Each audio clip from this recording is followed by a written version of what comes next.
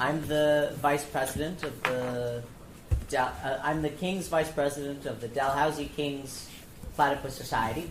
I just wanted to do a little introduction for our society. So platypus is new to King, and the aim of the platypus is self-criticism, self-education, and ultimately the practical reconstruction of the Marxian left. We aim to do this through panels that present different perspectives on the left, film screenings, reading groups, and through our free monthly open submission journal, The Platypus Review, available around campus and at the back of the room. I think they're over that side. That side today. Okay.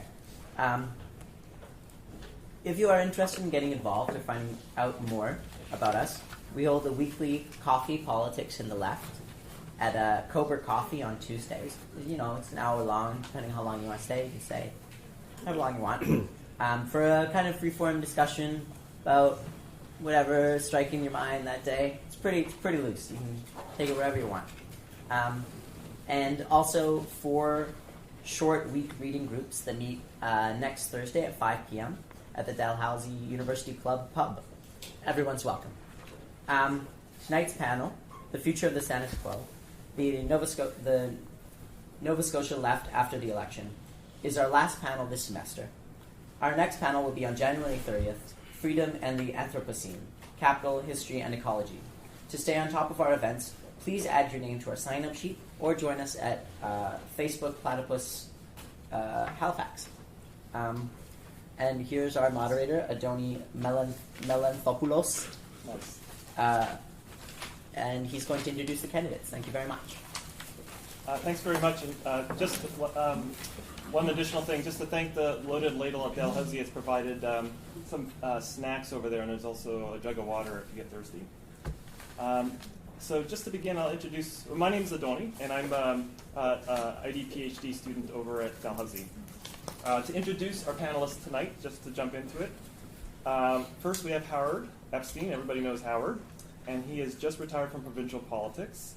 He was, until yesterday, I guess, the NDP MLA for Halifax Chebucto, and he held it for 5 terms. Prior to that, he was a city councillor for 2 terms. He's a lawyer and an active environmentalist, as many of you know, and he served previously as the executive director of the Ecology Action Center. For many years, he was an adjunct member of Dalhousie's Faculty of Law, where he taught land use planning law, a subject that he also publishes on. And some of you may remember Howard is on one of our very first panels, Reform, Revolution, and Resistance, where he sort of toyed with the idea of burning his library of radical books, which was very provocative. Speaking next will be Judy Haiven. Judy is an associate professor of the Faculty of Management at St. Mary's University and a member of Halifax's anti-capitalist group Solidarity Halifax. Judy's done everything in town, as you know, and many of you, obviously, if you haven't been in Halifax, that's the only way you wouldn't know Judy. She's a longtime activist. She's done everything. She's been a journalist, an award-winning documentary filmmaker, a writer, and a factory worker. We also have tonight Alex Khasnabish. He's an associate professor in the Department of Sociology and Anthropology at Mount St. Vincent.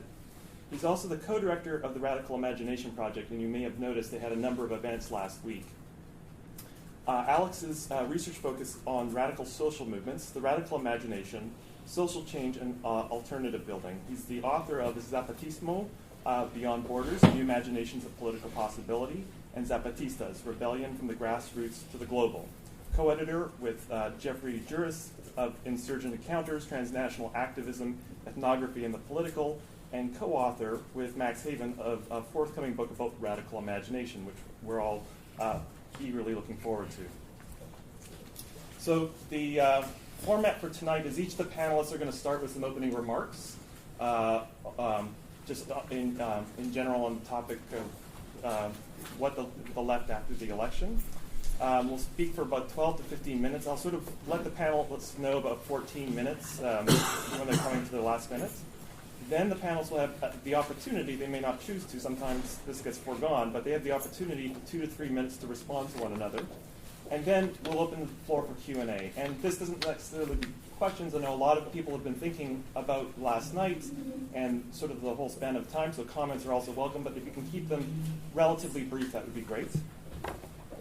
So I'm going to read the panel description. I had one conversation with one of the audience members before the meeting. This panel description has been lifted from a panel we did, a one-off panel we did following the occasion of the last Obama victory. It was done in New York. Now, whether you can, there's any kind of applicability between the Democrats and the New Democrats, I mean, that's very contended, and obviously this will come up in discussion. I'm not sure if I believe there's an equivalency. But nonetheless, this is the description. We sort of took Obama out and put Darrell Dexter in. That's sort of basically the kind of change we made. Okay, the description goes as follows. The Nova Scotia election season saw an array of positions on the left concerning the outcome that might follow from the victory of the NDP. Among them, there were some who openly supported the incumbent, Darrell Dexter, as the lesser of evils. Others who opposed him by casting a vote for another candidate, and still others who followed the abstentionist line by not voting at all. Many of those who voted for the NDP did so under the assumption that they were a broadly center-left party with a vaguely social democratic tendency who might be pushed to reverse neoliberal policies and stave off measures of austerity. Some, while generally less optimistic, endorsed the NDP on the premise that organizing a mass movement against capitalism would be easier with the NDP in power. Others argued that the NDP had done nothing to deserve re-election, offering no hope for either change or progress moving forward. The rest, who took no stance either for or against any party, chose instead to eschew electoral politics altogether. Now that the election is over, we're afforded a brief chance to critically evaluate the prospects for the Nova Scotia left's transition to the next term. What is different today from the time of the NDP's historic win in 2009, when the election seemed like a departure from the course taken under previous progressive, conservative, and liberal governments? More recently, how are we to regard the left's renewed focus on parliamentary politics, which not only in Nova Scotia but also in Quebec after the student strike, when only a year earlier such politics were often deemed obsolete in light of the extra-parliamentarism of Idle No More, the Quebec student strike, and Occupy? Did the last 4 years since the election and last 2 since the 2011 upsurge that started with the Arab Spring signal progress or regress for the left? How would the terrain shift for the left if there in fact was another term for the NDP? Would government social programs and infrastructure deteriorated yet further, or would there have been legislative reforms, completion of the vision that they started with that breathed life back into the moribund welfare state? Should we, in fact, take for granted the idea that keeping the liberals and progressive conservatives out of office promises a better environment in which the left would organize?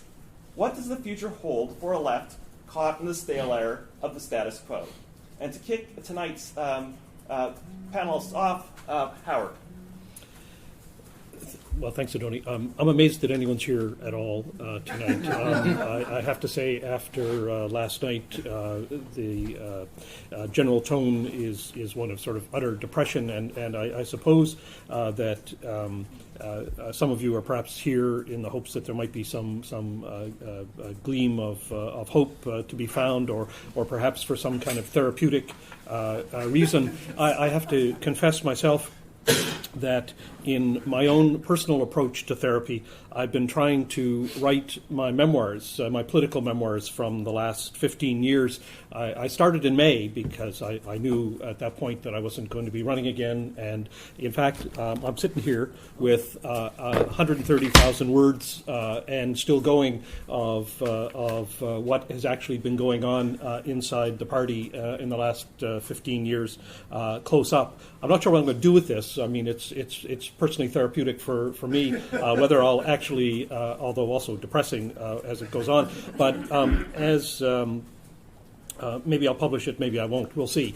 The last time I spoke on a Platypus panel, I made a reading recommendation for any of you who were looking for something that might amuse you. And at that time, I suggested a murder mystery by a Spanish writer, Montalban. And tonight, I'm going to suggest by an English writer, Jean Le Carré, a spy book. I'm sure you all know it. It's the Tinker Tailor Soldier Spy. And if you haven't read it, you should. And probably you've seen the movies. And I was put in mind of this book because of a particular passage. I was delighted to go back and read this passage. You may recall the general thrust of the book. George Smiley, the sort of quintessential good English upper echelon MI5 spy is looking for a mole. And at one point when he's interviewing some of the people he's talking to, he says to one of them, "Ever bought a fake picture? The more you pay for it, the less inclined you are to doubt it." Now, in this little analogy, it's not just that I think Darrell Dexter personally fits in here, in the sense that we should very much consider Darrell as the fake picture. But in fact, the party under Darrell has been for the last decade the fake picture. And we have invested in the left very heavily in it. And because of that investment, because it's been so heavy, because the party has identified itself so closely with Darrell and his policies, we really wanted them to be good policies. We really wanted them to be of the left. We really wanted that when the NDP finally became the government, it would actually do good things. But, it was a fake from the beginning.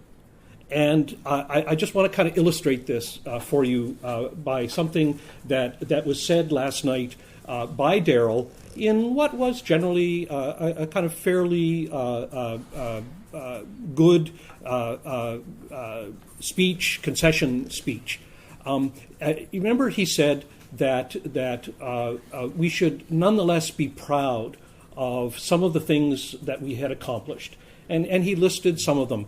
And then at the end of the list, he said, but the one, he said, that was the most and strongest for me was that there are now many fewer people living in poverty than there were 4 years ago.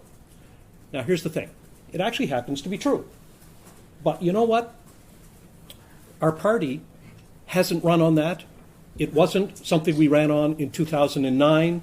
It wasn't something we said or really featured until just in the last couple of months when the leaders in the party realized that they were about to lose in terms of votes the support of traditional NDPers, and one of the reasons for that had been the strong perception inside the party that we hadn't done enough to be anti-poverty.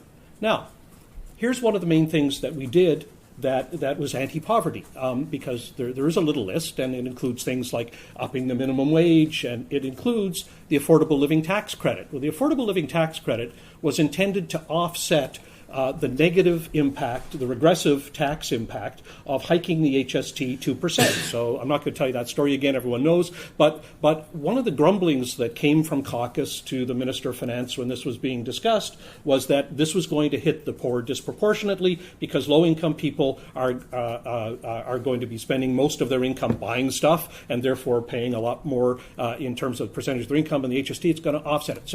So Graham Steele came to us at caucus. He said, well, we've heard you on this, and you know what we're going to do? We're going to put in the affordable living tax credit. And officials in the Department of Finance have told us that the impact on low-income Nova Scotians is going to be about $50 million. So we're going to put in this affordable living tax credit. And he said, you know what? Our calculations show, and on the basis of this, that in fact about $70 million is going to be put back into the pockets of low-income Nova Scotians. So not only will it be offset, but in fact they will do a little bit better because of the affordable living tax credit. But, said Graham, of course we're not going to say this publicly because doing things for low-income people doesn't sell well with the middle class. That was the essence of our party under Darrell. Okay? Now, this, you can kind of argue the toss a little bit about this, and you can kind of say, if you pick it apart, well, it's more important what you do than what you say. But you know what? In politics, it isn't.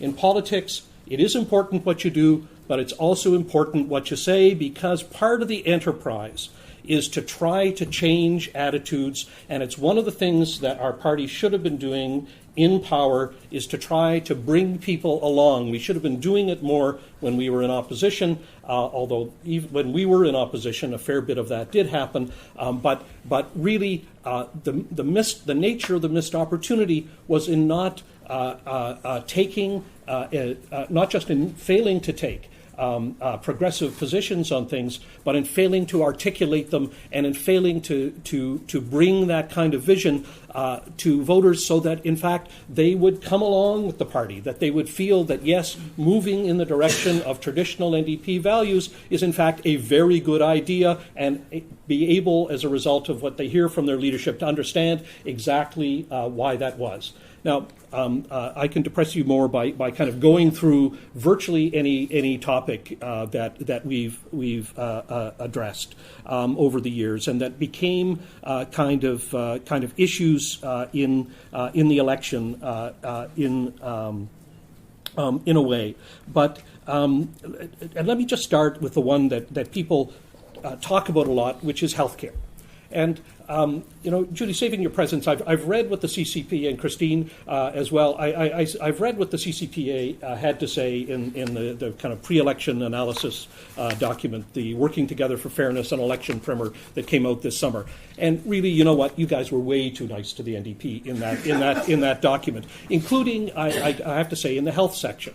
Now, here's in fact what we did. I think Maureen MacDonald was probably one of the best health ministers Nova Scotia has ever had. She was one of the most solid cabinet ministers that the government had. She did an excellent job, but here's what she did an excellent job at.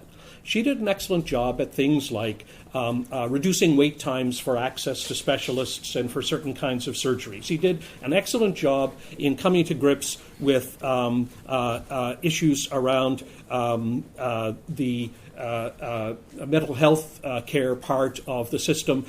She did a good job on all the things that the Liberal and Tories, when they wrestled with the ins and outs of what the healthcare system is all about, had been grappling with, but had failed to do. And in fact, we did a good job at it. And all of that is important stuff. But you know what? It's not exactly an NDP agenda in health. The NDP agenda in health is to be competent, to do that sort of stuff, to engage with those things, to do them better than the other parties have done. But an NDP agenda in health extends to other things. It extends to things like community health clinics on the model of the North End Health Clinic on Gottingen Street that's been there since it was founded by friends of mine in 1979. This has been a model. It's the kind of thing that is a good kind of form of delivery service, but community health clinics were not promoted as part of the vision of where Nova Scotia was going under the NDP in terms of transformation of the healthcare system. Resisting privatization.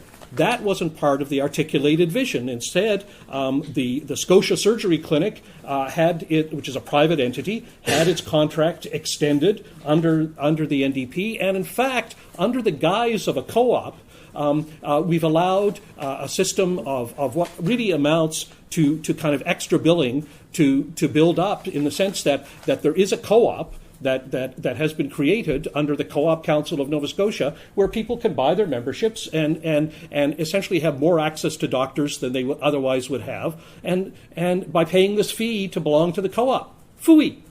But this is the kind of thing that was allowed to go on. More doctors on salary, more reliance on pharmacists, more reliance on non-medical part of the healthcare personnel. All of that is what should have been part of an articulated NDP part of a vision for healthcare. And even if all those things weren't going to be accomplished, which of course they weren't going to be accomplished all at once in the first 4 years, what should have been out there was an articulated vision that says, here's where we're going. Okay, we're going to push the feds on a national pharmacare system. This is where we're going. Doctors aren't going to be the richest people in our society. This is where we're going. All of that should have been there. It wasn't. It just wasn't. And you can take virtually any area of the stuff that governments have to grapple with, job creation, the tax policy, and so on, and it's the same story. It's the same depressing, terrible story. Because I was involved in it intimately, I saw it from the inside the same way I saw what Graham had to say there. And it wasn't an accident. This wasn't just sort of Graham on his own. Graham's too unimaginative on his own to kind of think of something like that. This essentially was Graham reflecting what it is that was the dominant ethos around him, on which he is very adept at picking up. That's really what we saw. So I see I'm going way over my time. I really apologize, Adonian, to all the other peoples. Oh, no. Okay. Oh, well, hell. In that case, I'll just kind of depress you some more here. But no, I'm going to jump now just to the questions that we were asked. And voting for the Liberals and Tories is a bad idea. I mean, if the NDP had won the election last night, and the next 4 years would have been bad. They're going to be worse under the Liberals, and the Liberals will, I hope, find the voters just as tetchy in 4 years' time as we have found them to be, although it'll be for other entirely sort of different offenses because they'll probably be corrupt and incompetent and generally will not respond to what it is that people actually need. Anyway, thank you. I'll be looking forward to hearing what everyone else has to say and the back and forth of discussion. Thank you very much.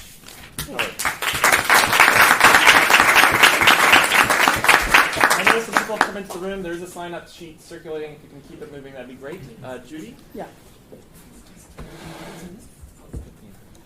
I think I'm going to stand up. I don't know. It saves your back.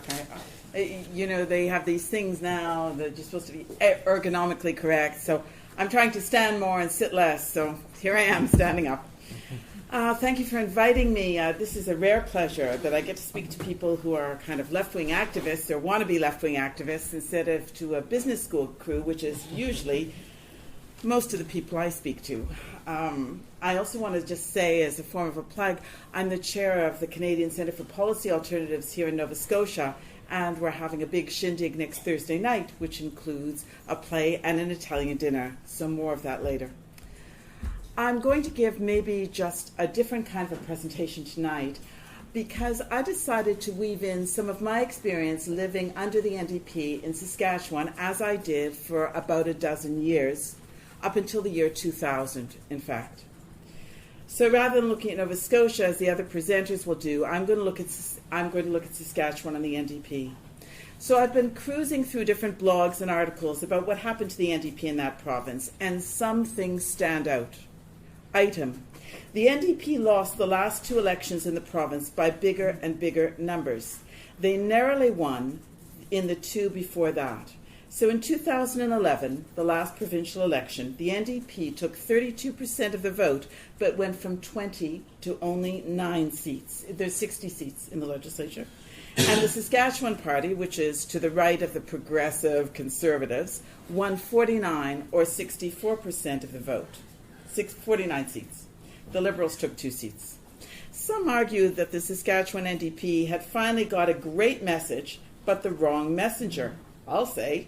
The messenger in 2011 was Dwayne Lingenfelter, who had been on the right wing of the NDP and an MLA since the late 1970s, and in cabinet in the 80s and 90s. In 2000, he quit the NDP. He quit being a politician to become the vice president of Nexen, the huge oil company in the oil patch in Calgary. In 2002, he claims, as part of his corporate responsibilities, he went to a fundraiser and helped organize it for the Saskatchewan Party at the Petroleum Club in Calgary. He returned to Regina and the NDP and helped them lose the election this last time around, as well as his own seat. For Mitch Dementopoulos, who is a journalism professor at the University of Regina, the problems of the right, the encroaching right, began in the 1990s, when the then Premier, Roy Romano, swung the party to a definite right. This is from something he wrote. Saskatchewan shifted away from a cooperative public enterprise approach, and as a result, a lot of longtime NDPers lost their enthusiasm for the party. This was also hindered, or this was also made worse because of the huge migration, just like here, from the countryside to two cities in that case. Item. Losing Saskatchewan for the NDP is akin to the Reformers, or the former Reform Party, losing Alberta. This is where social democracy began, in Saskatchewan, of course.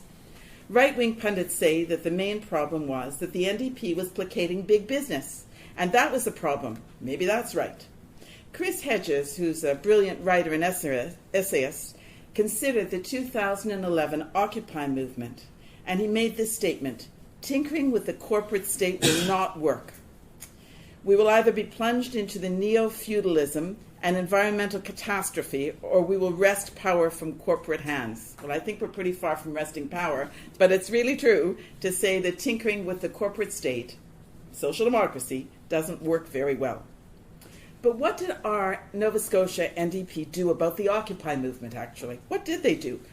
What did they do? Very little. Who knows if they even recognized what was going on here in Halifax when the Occupy people were occupying Parade Square.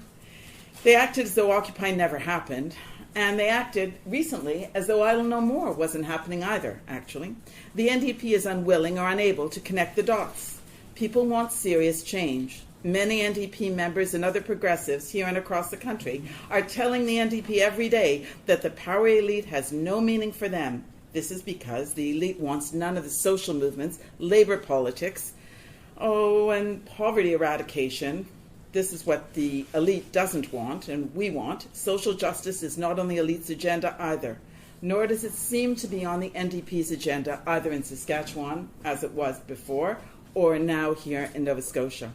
But the NDP keeps chugging along in its old traces, watering down the wine of half a century of collapsing social democratic politics, at least in Saskatchewan. They're just chugging along. No differences today. The leadership has changed to a younger group, but it's still the same. So the shift to the left with the NDP and the shift to the right with the Liberals. The Liberals capitalized on two things. I was listening to a broadcast last night, and they said they capitalized on two things: restoring money to the education budget, taking $65 million, and they say they're going to put it back in primary to grade 12 education, and capping class size. How are they going to do this? I don't know. The NDP, this is another section now, the NDP and idealism. Socialists are often idealists. NDP supporters are also idealists. They feel betrayed. In the last 4 years, they feel they were greatly betrayed. On the cultural front, there are many examples of this, including the fact that the Arts Board funding was never enough, though the Arts Board itself, I think the Arts Council, was restored. Educationally, there were serious cuts to education. There were serious problems in funding higher education, and students got more and more in debt, something that the NDP never even looked at or recognized. There was no serious help for university students. And in the economy, the NDP gave, at my last count, I like to count sometimes, $689 million to corporations in the last 4 years, and that's just the beginning. Please pass these around. Here's my list. There was also a group of 40 people with stars in their eyes, 40 people like I suppose, like me, and I was one of the people that signed the letter to the NDP saying, why should we support you if you're going to the right? And their answer was to show us a slideshow of what the economy looked like. I don't know. The NDP had done the cutting in their fourth-year term, but the sense of injustice, idealism, and optimism that many people in this room and elsewhere had was ruined. For instance, yesterday I also heard a broadcaster say something very interesting. He said the fact that there was no public inquiry called on the goings-on at the Home for Colored Children was serious. The fact that there was no inquiry about the murder of John Simon on Wagmatcook First Nation when he was killed by the RCMP, that was serious, the fact there was no public inquiry.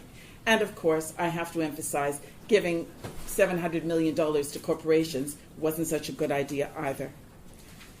So how can how can we begin remaking the NDP if people are in fact interested, with 7 tired politicians, 5 of whom represent the rural areas and 2 representing the cities?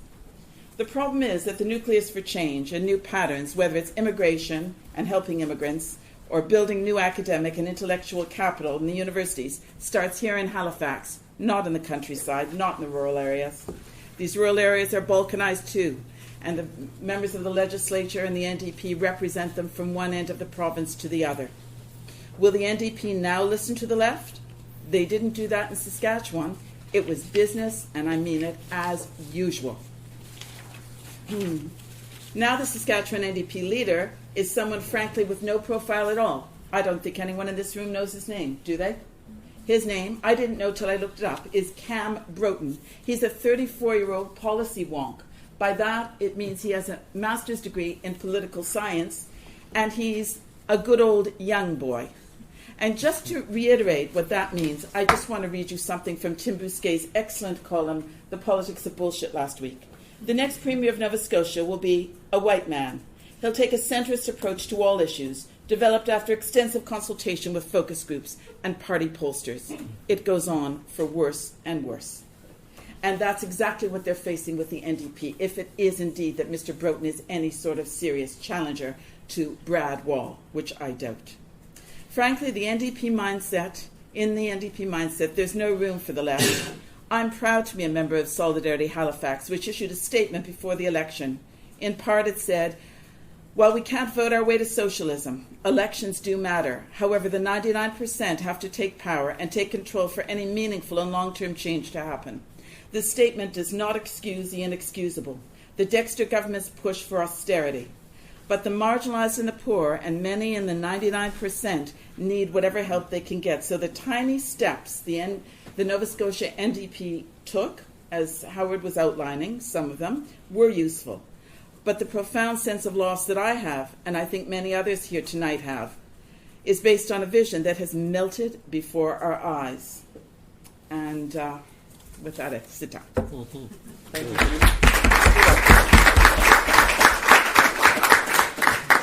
And to conclude, Alex. Thank you, and thanks for the invitation. I'm not sure what I have to say after those 2 excellent presentations. I'm actually going to give you a bit more of a point-by-point response to the questions we were asked and take perhaps a little bit of a larger view. So the first question we were asked in preparing for this panel is, what's different today compared to when the NDP took power in 2009? And I mean, the simple answer for me and for many people is it's been 4 years of NDP enacted austerity. And I think we need to understand austerity not simply as a buzzword for cuts to the welfare state, in the tatters that it was before 2009, but also as a policy of accumulation by dispossession. That is, a policy that has aimed to dispossess the great many in the interest of the very few. And it's no accident that we see it here, we see it just about everywhere across Canada, we see it everywhere across Canada, we see it across the globalized North. And in many ways, the crisis of the NDP is a crisis of social democratic parties that we see all across the global North as well. And that's the frame that I'll be offering my comments in, generally. So undoubtedly, it's not really any different than it would have been under the PCs or the Liberals, except that there was probably more teeth gnashing and more angst over the actual implementation of policies that had direct implications for people and their standard of living. And I mean, as Howard has already indicated, there are undoubtedly good things that the NDP did along the way to ameliorate the worst consequences of capitalism. But at the end of the day, the question is that enough? And is that the question that we're asking here in terms of the left supporting the NDP? So one interesting thing, and I know it was to the great chagrin of many people who supported the NDP, was that the Fraser Institute, the renowned right-wing think tank, gave the NDP high marks in terms of their capacity as an austerity managing government. And I think that says a great deal about the policies we saw implemented here. As somebody who grew up under the regime of Bob Rae in Ontario, when the NDP was swept to power in that province, we saw many similar things. People love to remember, I certainly love to remember, the the fight back against a premier like Mike Harris and the Conservatives, but I think we do well to remember that the architecture for Harris's really brutal reactionary regime was set by Bob Rae and the NDP, and in fact, it was that government that ripped up collective agreements, that engaged in widespread attacks on working people and the poor, and in fact wanted to demonstrate more than anyone else, and this is certainly the subtext to most NDP governments in Canada, as well as the PQ, that they can manage capital effectively because of the label of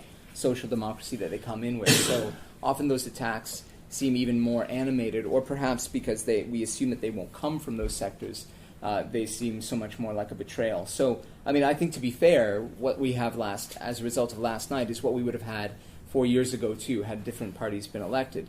It was going to be austerity, it was going to be management for capital, it was going to be accumulation by dispossession. The question was who is going to enact it. But of course, it is particularly egregious, perhaps, that it comes from a place where supposedly these are the last vestiges of truly social democratic politics in Canada, at least at the electoral level. So, as I said, I mean, I think that there are important parallels to be drawn all across Canada in terms of where the NDP is governed. There are clear connections to be drawn with Mulcair and the federal NDP as well, and we can see this kind of convergence as Mulcair begins to sniff at power. The issues fall off the table. So there's muted criticism of the tar sands, criticism of Canada's uncritical support for Israel in the face of the brutal occupation of Palestinian territory is entirely gone from that agenda too. And this is a traditional and a fairly predictable pattern in so-called advanced liberal democracies where parties compete for ever fewer seats. In Canada, the seats that are up for grabs are located strategically. CBC's been running a bunch of stories the last couple of weeks about how polling and focus groups dictate the kinds of policies that are offered. And just as a snapshot of that, I think it's telling. I'm not quoting the CBC here because it's entirely penetrating critical analysis, but I think it's worth reflecting on. This is a story that was on the CBC website last night entitled "Stephen McNeil Leads Liberals to Majority in Nova Scotia." A scintillating headline. But they noted in that article that McNeil, quote, swept to power on promises to bring soaring electricity rates under control and commitments to cut government spending, scale back health administration costs, and cut the harmonized sales tax as long as the books are balanced. Undoubtedly a truly inspiring agenda to sweep to a majority government with. It also noted that Dexter, quote, asked voters to allow him to finish what he had started and cited jobs that are around the corner from the national shipbuilding procurement strategy, a budget that's balanced for this fiscal year, and fewer emergency room closures in rural parts of the province as evidence of his government's achievements. And I think, without suggesting that's all either party is offering or has accomplished, I think that's telling when we can talk about electoral politics in this day and age as a politics of technocracy, of experts or bureaucrats who manage economies and manage societies as if they're running them from a training manual or from a manual on how to build a car engine. So, I mean, there's a real crisis here, but I'm not sure that it's with the NDP. It is a crisis, I think, of a broad social democratic politics that is still, in some real problematic sense, tied to this idea of a class compromise that most capitalists, and indeed I think every capitalist, abandoned in the 1970s when neoliberalism was born and the welfare state was effectively abandoned. That crisis of profits that sparked that transformation and that has allowed for now 4 decades of rampant corporatization, of the privatization of the life world, increasing enclosures of the commons, environmental destruction, unending imperialist war that was going on before 9/11 certainly is continued after, the augmentation of the repressive arm of the state while its capacity to ameliorate people's suffering has declined. All those things have been going on for decades. This is not something that's happened in the last 4 years. But certainly what we face today continues to be a consequence of that. So is it different? No. Are the NDP uniquely to blame? No. But are politicians or elections, in this case, when 3 parties look increasingly alike, the solution? I don't think so. The second question was about the return to electoral politics, what I would consider the revenge of electoral politics. If we were going to make a sequel, that's what it would be called, right? I think really we can, in broad strokes, we can chalk this up to a weakness of the institutional left, particularly in countries like Canada, and again, other places where the citizenry sees itself as enlightened, democratic, and largely liberal. It's a weakness of the institutional left and its unwillingness to wean itself from the dominant apparatuses of power, in this case, the state, in many ways. It's also a characteristic of the soft and liberal left in North America particularly. It also, interestingly, I think, intersects with a fairly romantic and facile vision of electoral successes elsewhere that are seen as being perhaps a model for what we could accomplish here. So often in conversation, you'll hear people referencing the pink tide in Latin America, for example, and the rise of avowedly socialist or in some social democratic vision of Evo Morales, Hugo Chavez, the list goes on. And of course, what that fundamentally misses, without getting into this too much, is that those people, when they are actually held to account, or when those governments actually accomplish something, it's because of the social movements that compel them to do that. Morales, arguably, is at the top of a wave propelled by social movement activism, and his regime is far from perfect and far from anti-capitalist. And the left in Canada and elsewhere often assumes that that's the case, or assumes that Chavez was a great socialist revolutionary, when in fact there are many good questions that could be asked about the nature and extent of the transformation under those political figures, and the limits of that too, and the very real limits, without being knee-jerk critical about them too. But there is a romanticization of that goes on elsewhere. I would also, and I would say this is a long-time union member, a member of the labor movement, and a union activist. It is particularly a failure of the organized institutional left housed within the labor movement in places like Canada as well, which has almost entirely abandoned sincere grassroots union efforts, social justice unionism, and instead has sucked at the teat of power for far too long and expected that by seeking to bring NDP governments to power, that it will be in some way rewarded. A great example of this, and that always stuck in my memory, was I was president actually of my CUPE local at McMaster University at the time, 2001, at the height of the global justice movement, just after Quebec City. Judy Darcy, CUPE national president at the time, proclaimed that that union was going to fight Mike Harris's government in Ontario tooth and nail. It was going to buy gas masks for every rank-and-file member of that union. It was going to declare a general strike, and it was going to engage in civil disobedience to bring that government down. And it did absolutely not a single one of those things. Well, a gas mask. I particularly like that idea. It was great. And that's, without laying that at the feet of CUPE, because I think as a longtime CUPE member, no longer, I'm now a member of a different union, but the focus on sectoral organizing, the focus on improving working conditions for members within fairly privileged workspaces already has achieved a great deal, and also cast a great many to the wolves outside of those enclaves. So where has the institutional left been in terms of holding governments to account? If we want to blame Dexter and the NDP, then we should equally blame its organized institutional base that has failed at every stage to actually compel those political elites to be faithful to their rhetoric, let alone to any sincere vision of social transformation. I was thinking about this the other day, and thinking about how often the label of utopianism is applied to people who refuse to believe in a piecemeal politics of reform, or who forsake electoral politics entirely. And I actually think it's an interesting inversion. I think it's the people who believe consistently that electing avowedly social democratic leaders to power will actually result in any transformation. That's the real utopian politics. It's a forever receding horizon that never is arrived at, and yet we're constantly told, if we're just a little bit more patient, if we just give them one more chance, one more mandate, that they'll finally do what they said they were going to do. The next question was about whether the last 4 years and the last two since Occupy, the Arab Spring, and the arrival of Idle No More signal a period of progress or retreat. And I'd say totally sitting on the fence, that they're a bit of both. I think there's undoubtedly an incredible amount of hope and inspiration we should take from the popular uprisings that began in 2011 with the Arab Spring and with the birth of Occupy.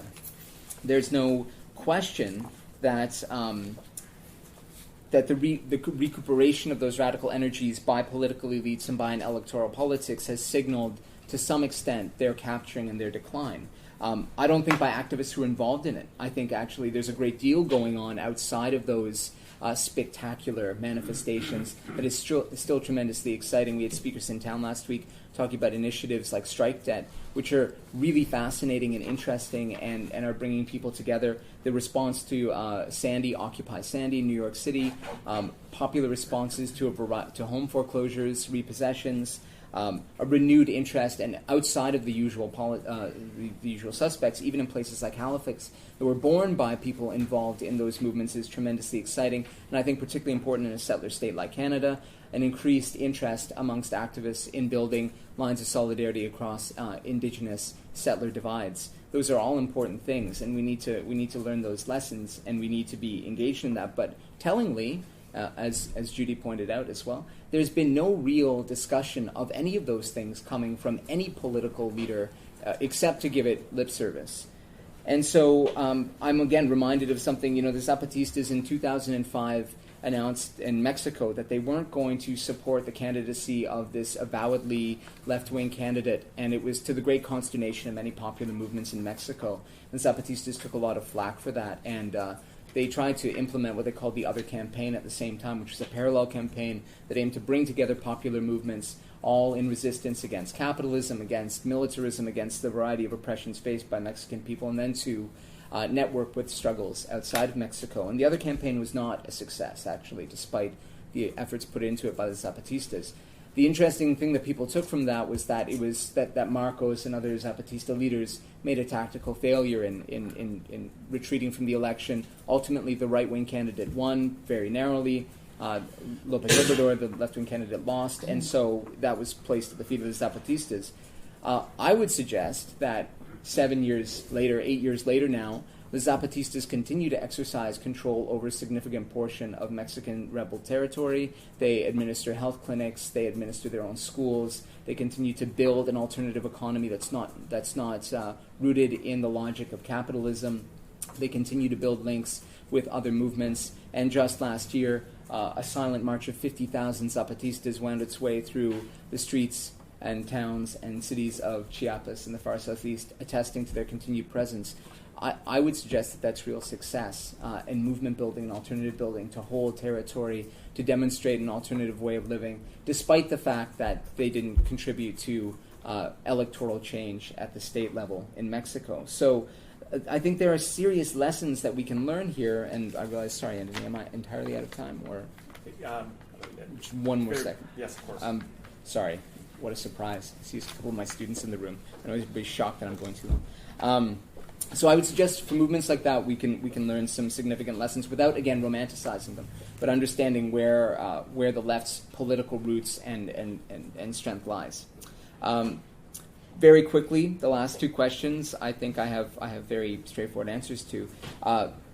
Would there have been a shifting terrain with another NDP term in power? I very much doubt it. I think we would have seen probably what we see in other places where social democratic parties win a second term, which is the last year or so, which is a bit of a lame duck year for any government, brings in a new set of policies. There may have been some modest reform to things like the post-secondary education sector, more austerity undoubtedly, more handouts to corporations, and much like Obama's reelection in the United States, without drawing too many close parallels, I think we would see the demobilization of many people who regard themselves as liberal or soft left, precisely because they fail to believe that the people that they invest their hopes and dreams in could be capable of terrible things.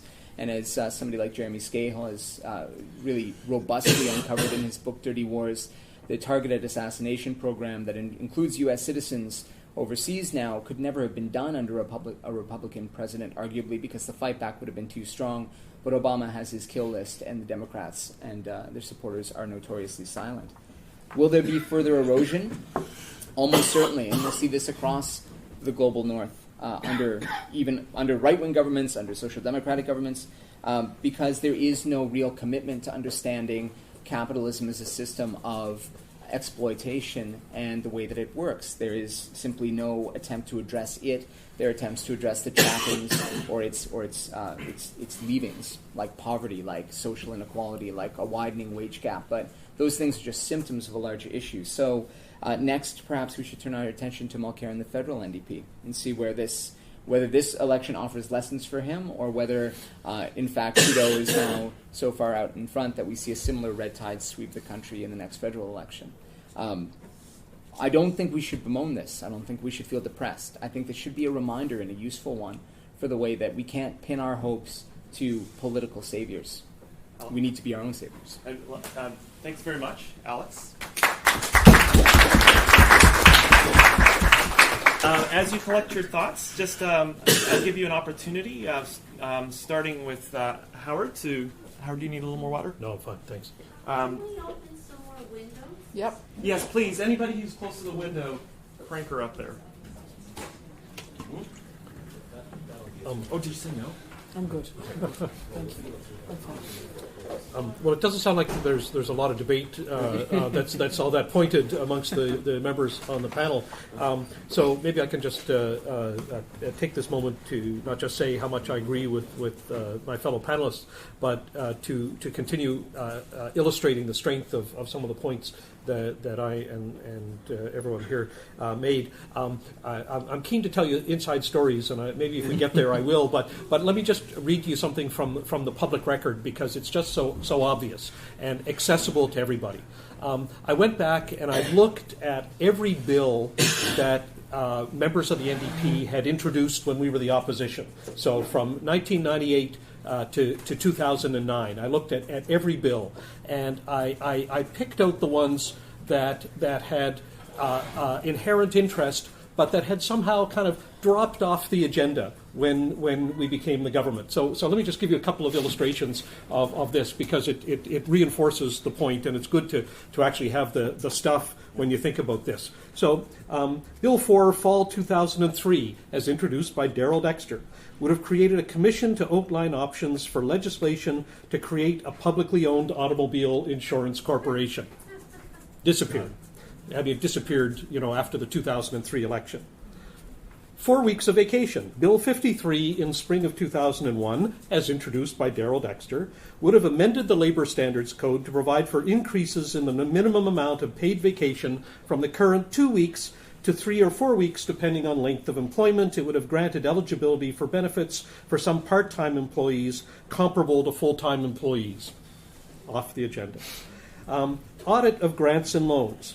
Bill 76, Fall 1998, as introduced by Darrell Dexter, would have required a value for money audit by the Auditor General of government assistance to business and imposed a moratorium on grants or forgivable loans to a large corporation pending the audit results. That's a great one. That's one of my favorites. Tuition freeze, Bill 150, Fall 2002. As introduced by Darrell Dexter, would have implemented a tuition freeze for university students and required a stable financing plan to be generated. He reintroduced this proposal as Bill 5, Spring 2003. And the last one, it was one I actually introduced, Bill 114, Spring 1999, it would have limited government's ability to forgive a loan unless it obtained a resolution by the legislature. Now, so here's the point. These are not just kind of individual bills that people kind of made up out of their own heads. These are caucus bills. These are bills that emerged from the caucus and were meant to signal to the voting public the direction of the thinking of the party and to say, here's the kinds of stuff that you could expect from us when we become the government.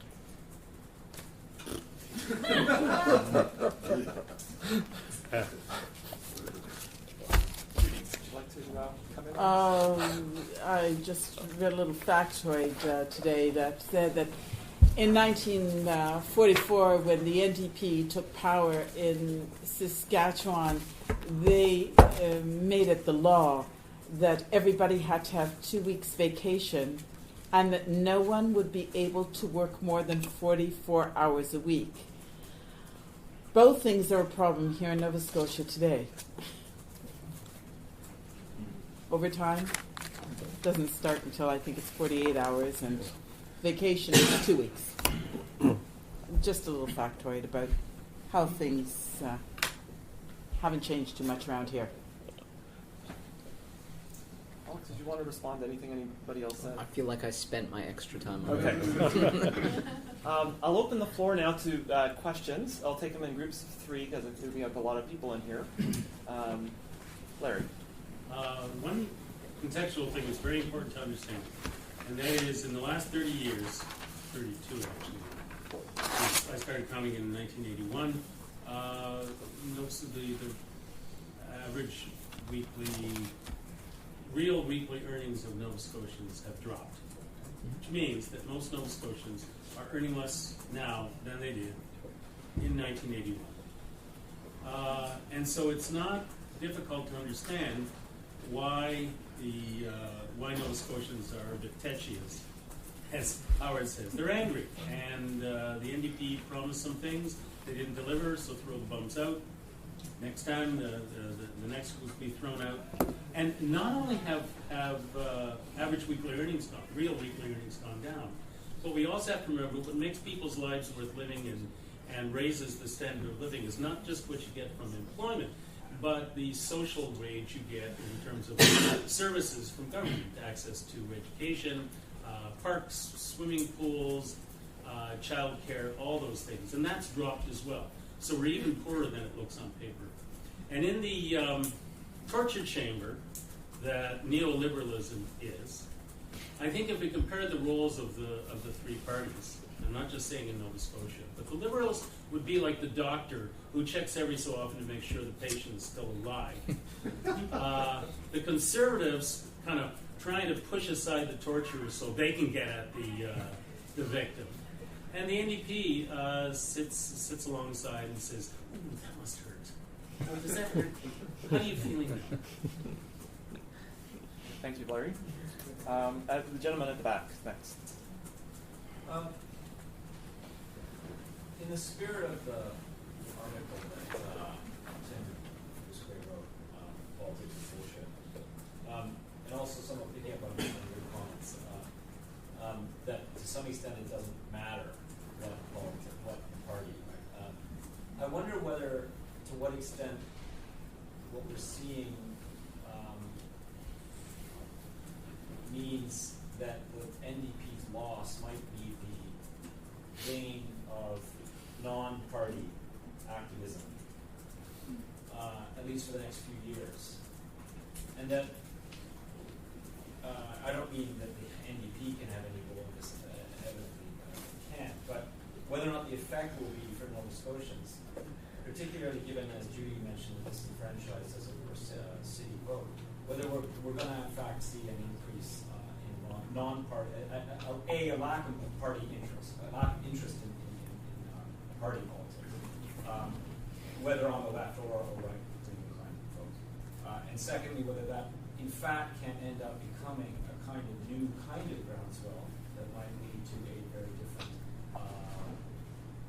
political reality 4 years from now.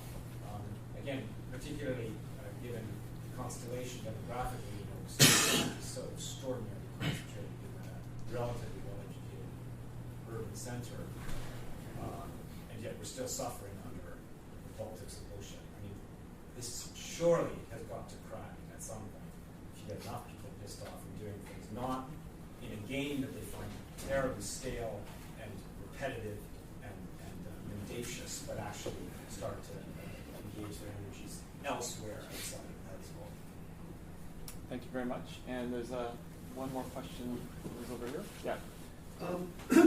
Howard, I wanted just to pick up on your point of the political importance of not only doing things but saying things as well. With one illustration, and maybe this will provide you with a springboard to give some inside perspectives on this. I was a delegate at the last NDP AGM when the party mooted this 7 commitments that later on became the platform for reelection.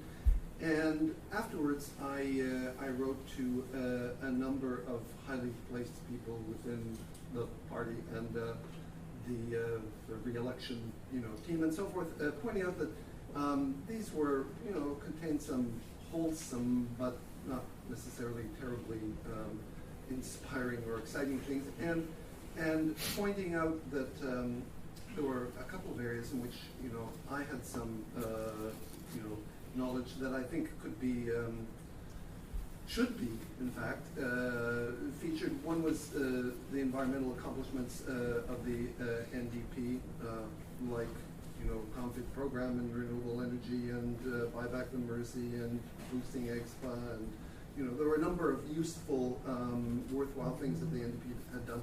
The other one was in relation to arts and culture and the creative economy, where again there were very significant accomplishments and offered a real opportunity to distinguish the NDP from the previous Conservative administration and so forth. Anyway, and several of those highly placed people wrote back and said, yes, those are great ideas, and the reason we mooted this at the AGM was that we wanted this feedback and so forth. Anyway, of course, none of that appeared at all, in the party platform. And your illustration in relation to poverty relief perhaps provides some insight to me for the first time. I would have thought that purely for reasons of self-interest, one would want to profile things in which there were worthwhile things saying about your record, and that was not at all to be done. All right. So sort of general comments. Through general comments, anybody like to come in and sort of, Alf, would you like to begin? Yeah, I just say a couple of things on that. On Larry's point, I think this is an excellent point, and I like the torture chamber of neoliberalism motif. That's very good. But I think this is a central point that we need to understand, that is so maddening. I think when we think about our political options or our political education today broadly as people in this society, is that this is not a crisis of 2008. This is a crisis of the last 40 years, and real wages have declined, and the percentage of tax paid by corporations has declined, and there has been an enclosure and privatization of the life world. We teeter on the brink of catastrophic climate change. We have, in a world where there is no more great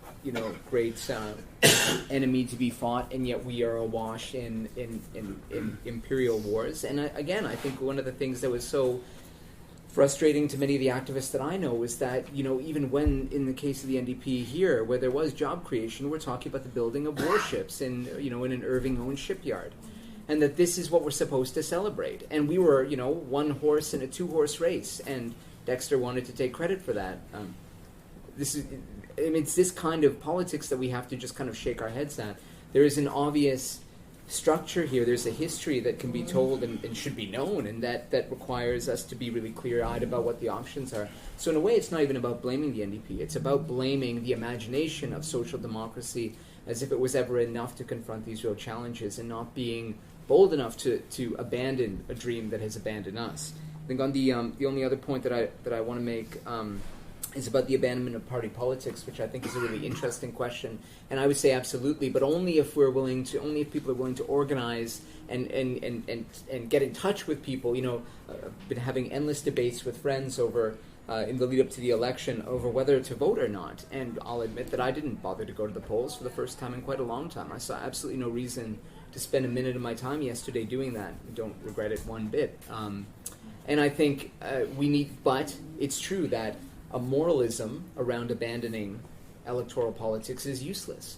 That we need to understand that if people are fleeing that ship, then something needs to be there to catch them. Because the other alternative, and the much better organized alternative right now, is the populist or proto-fascist right, which is just as able and perhaps better mobilized right now to get in touch with people's sense of disenfranchisement, abandonment, and isolation, and to tap into that. And we see lots of examples of that everywhere. So this is an opportunity, but it's only an opportunity if people are willing to organize and engage around it. And organizations like Solidarity Halifax, I think, to their credit, are pointing this out and trying to do work around this. But that needs to be much more of a focus. And so yes, it is, but it's also it's also trepidatious. I want to respond a bit to what Chris Micah raised, the issue of how he took the time to make some suggestions to the group of people who were writing a platform. I mean, it sounds as if it was very late in the process, but let's just ignore that, because what your story illustrates is something that has, in fact, typified this government and the party both in and out of power, which is that there's a kind of strong element of anti-intellectualism. That is, they really don't want to know from the people who have been around the party for a long time or on the left for a long time and who have real knowledge and skills that they have developed. They're just not interested. And it's certainly it's not just you. I mean, in this room, I mean, it's also the Haivens, but it's also people like Mike Bradfield, and it's Neil Livingston, and it's Paul Pross, Jim and Jane. I mean, there's no shortage of people around the left in Nova Scotia who know stuff, who have real knowledge and experience that could have been hugely valuable to the party. Both in opposition and although it was used to a certain extent there, but certainly in government, and it wasn't. It was essentially people were frozen out because those same people also tended to be critical of where it was that the party was going, and so this has just been hugely problematic. So the party has cut itself off from a source of knowledge, information, and I would say wisdom that could have been used, but did so deliberately. Let's be clear that the leadership did this deliberately, and internally was very ad hominem about people who were seen as having a different point of view, and they were seen as disloyal and off base, and nasty personal remarks were made, and so on. I mean, that kind of stuff went on a lot. Okay, now I'm going to tell you another little story. Someone mentioned the Irvings in the middle of all this. So this is one of my absolute favorite moments from being an MLA, and it was actually really early on. It was shortly after the 1998 election when, you may recall, we jumped to having 19 members in the legislature, and we were tied with the Liberals, and they became a minority, and because it was a minority government, it kind of mattered what the opposition parties were doing and what we thought and so on. And just like the last few years, the Irvings wanted some money from the government to help fix up their shipyards. What a surprise. But they needed to come and talk to the opposition parties because the Liberals were not a majority and couldn't just do it. They needed the consent of at least one of the other parties. So Jim Irving made an appointment to kind of come see Robert and some members of the NDP caucus. Now, because it was Jim Irving coming, because this was unprecedented, it had never happened that he had ever shown any interest in meeting with the NDP, we all went to this meeting. Of course, we all packed into a room that was no bigger than these two tables, really, and stuff. But I showed up first and very early. And so for a while, Jim Irving and I were sitting in the room, just the two of us. And what had been in the news during all that time was the proposal for bank mergers. You remember how at that time several of the federal banks really wanted to merge because they wanted to be bigger and they wanted to absorb each other, and your typical kind of monopoly capitalist approach to things and so on. And I was thinking to myself, I would really like to kind of bring this subject up with Jim Irving and kind of kick it around with him. And while I was trying to figure out how to do this, Jim brought it up. He said, "Have you been reading all this stuff about bank mergers?" "Oh, yes," I said, "I have." And he says, "Can you imagine that?" He says, "Can you imagine allowing bank mergers? Can you imagine one company with that much power in the economy?" He said. "No, you don't say, Jim." All right, there we go. I just wanted to say something to Ian's comment at the back. Ian made the comment of what's going to happen. Is there going to be more or less activism? I suppose that was your comment, Ian. There's going to be more or less activism given the situation that we have today. I don't know. Maybe we could get Jim Irving in here because, Jim Irving obviously can read minds. So maybe he can read this government's mind. I'm not sure. I think it has a very dampening and a bad effect. I think when people feel deflated and depressed by a political situation, this liberal situation, which is hanging over them, I don't think it's going to make room for a lot of activism. But the second thing is, I have an interesting story about Darrell Dexter too. Darrell Dexter doesn't like me, and I think he barely knows. He might know who I am, but he wouldn't know me on the street. So after he was making some stump speech a few years ago, this was in the lead up to the 2000, I can't remember now whether it was the 2009 election. I think so, though. I confronted him and I said, if you become the next government, this is in front of some people because he was walking around, I said, are you going to get rid of the Michelin Bill, which is the act in the Trade Union Act that says that if a manufacturing company has more than 2 locations in the province, they can only be unionized separately, each one by itself.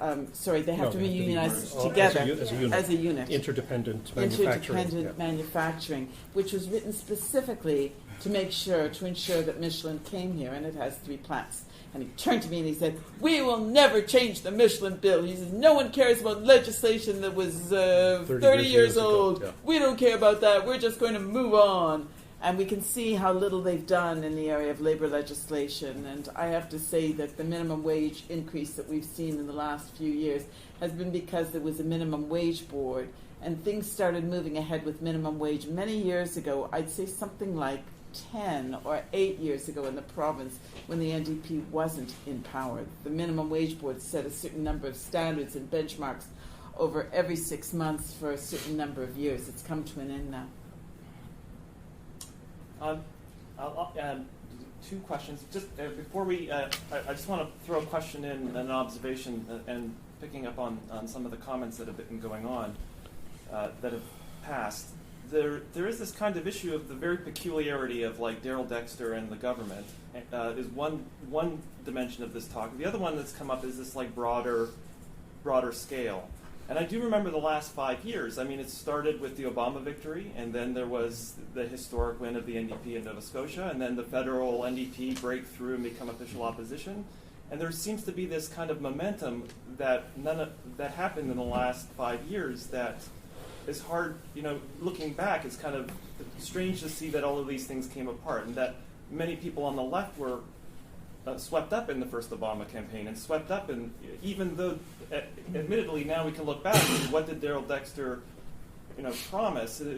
Was there a strong left politics that were articulated, and people can look back and say, no, there wasn't. I guess, so the thing that I wonder about is this question of, have we moved ahead? What is the insight? I mean, there was in the history of social democracy, Rosa Luxemburg, there's the revolutionary tide is defeated, and she says, all's not lost if we haven't unlearned how to learn. And I guess one thing that I've encountered in the last days, people saying the struggle continues.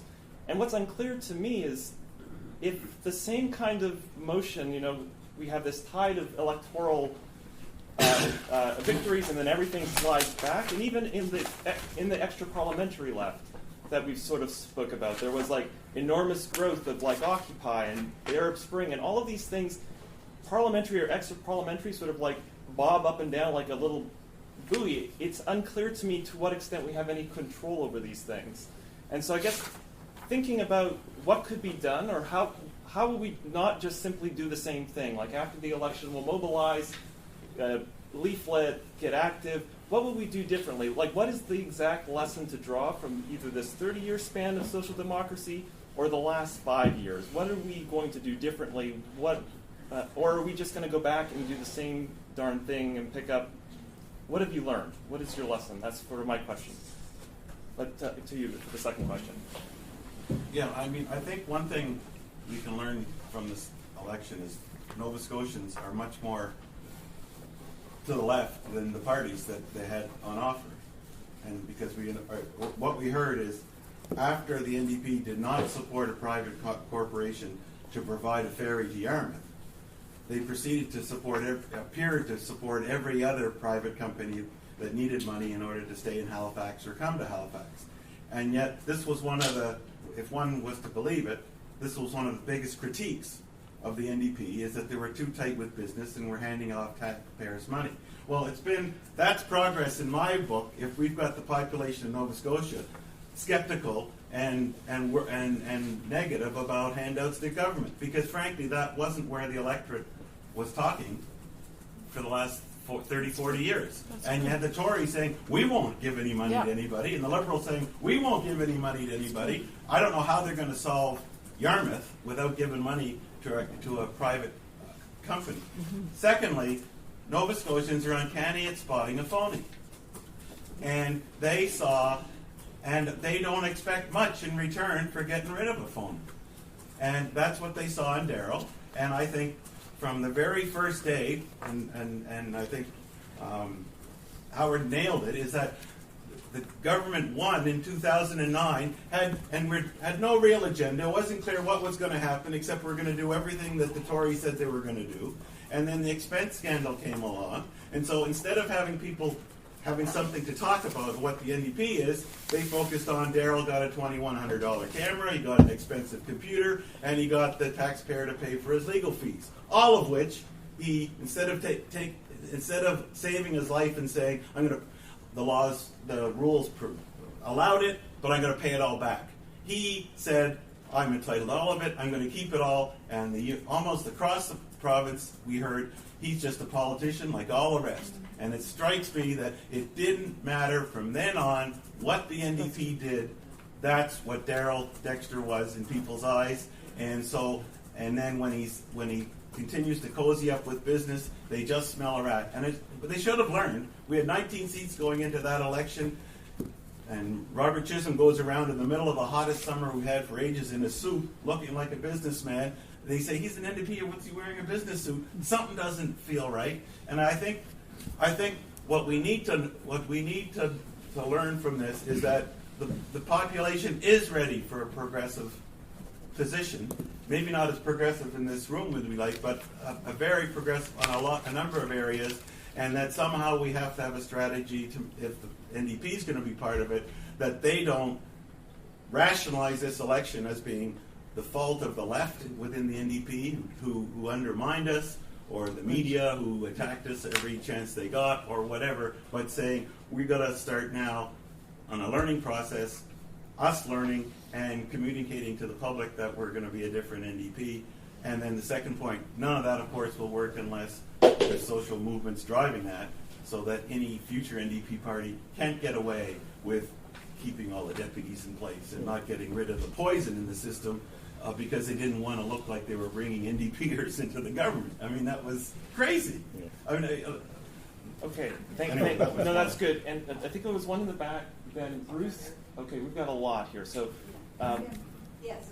All right. My question speaks to the matter of things being shut out, off the table, off the agenda, and I would be interested in hearing from any of the panelists that care to comment on this. But specifically, I would like to hear Howard speak about this, because when the NDP government got in, people like myself, who had labored for decades and know Howard well within the environmental movement, and I voted for Howard being in his constituency, we thought, yes, we're really going to get somewhere now because Howard Epstein is going to be the environment minister. So, within a couple of days of getting in, when the cabinet was announced, and Howard wasn't the environment minister, that was the first cannon that was fired, where Darrell Dexter shot himself with his own foot, clearly indicating that his government wasn't planning to do anything on the environment, and they pretty much didn't.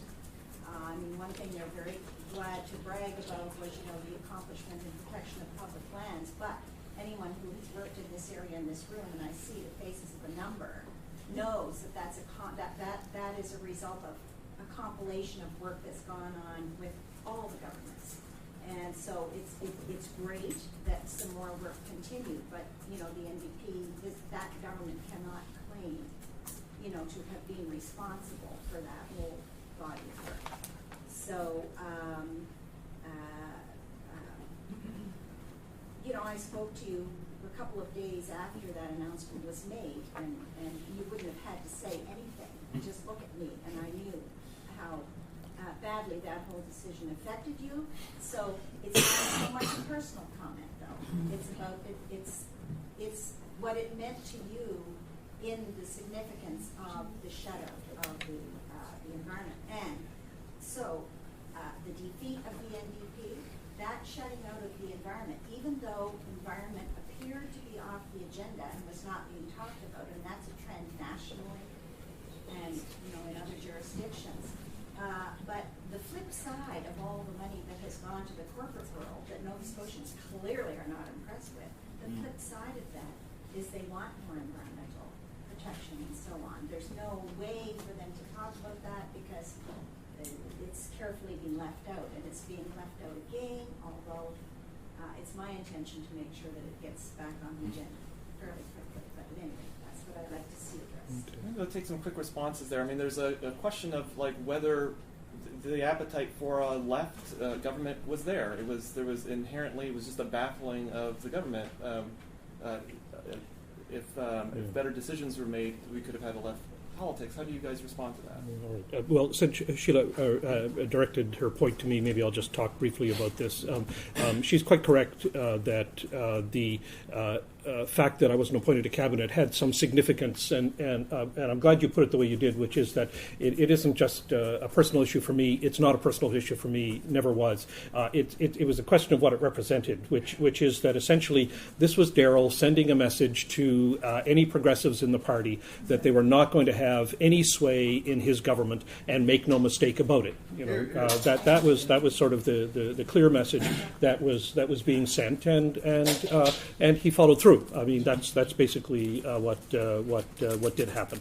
In addition to that, I guess I just want to say to Jim that I agree with virtually everything you said. I mean, it seems to me that you've really kind of nailed it. And inherent in what you've said, though, is something hopeful about the nature of the general public, the voters. I mean, it's not that they embraced the Tories and the Liberals because they had such wonderful platforms and that there was great stuff there, and that they're full of talented people, and that they're going to run wonderful government. I mean, it's just nonsense. That's not what was going on. This was a classic case of the government defeating itself for precisely the reasons that you suggested. And what I kind of liked about this, and I'll add to it, and this isn't so much a virtue of the Liberals, but it's worthwhile noting about their platform, which is that Stephen McNeil's Liberals were the only party that ran on a platform in which they didn't promise to lower taxes. And they got this overwhelming majority. I mean, they got 48% of the vote, and they got 33 or 34 seats. And the Tories certainly ran on a platform in which they said, cut taxes, cut taxes, cut taxes. And we had already been on record as saying, we are going to lower the HST at the first available opportunity. We've legislated it and all this sort of stuff. And it was sort of crucial. And the Tories, as a matter of their inherent ideology, want to lower taxes because that's how they see the world operating. We wouldn't keep taxes or change or tinker with the tax system because the NDP under Darrell was scared to.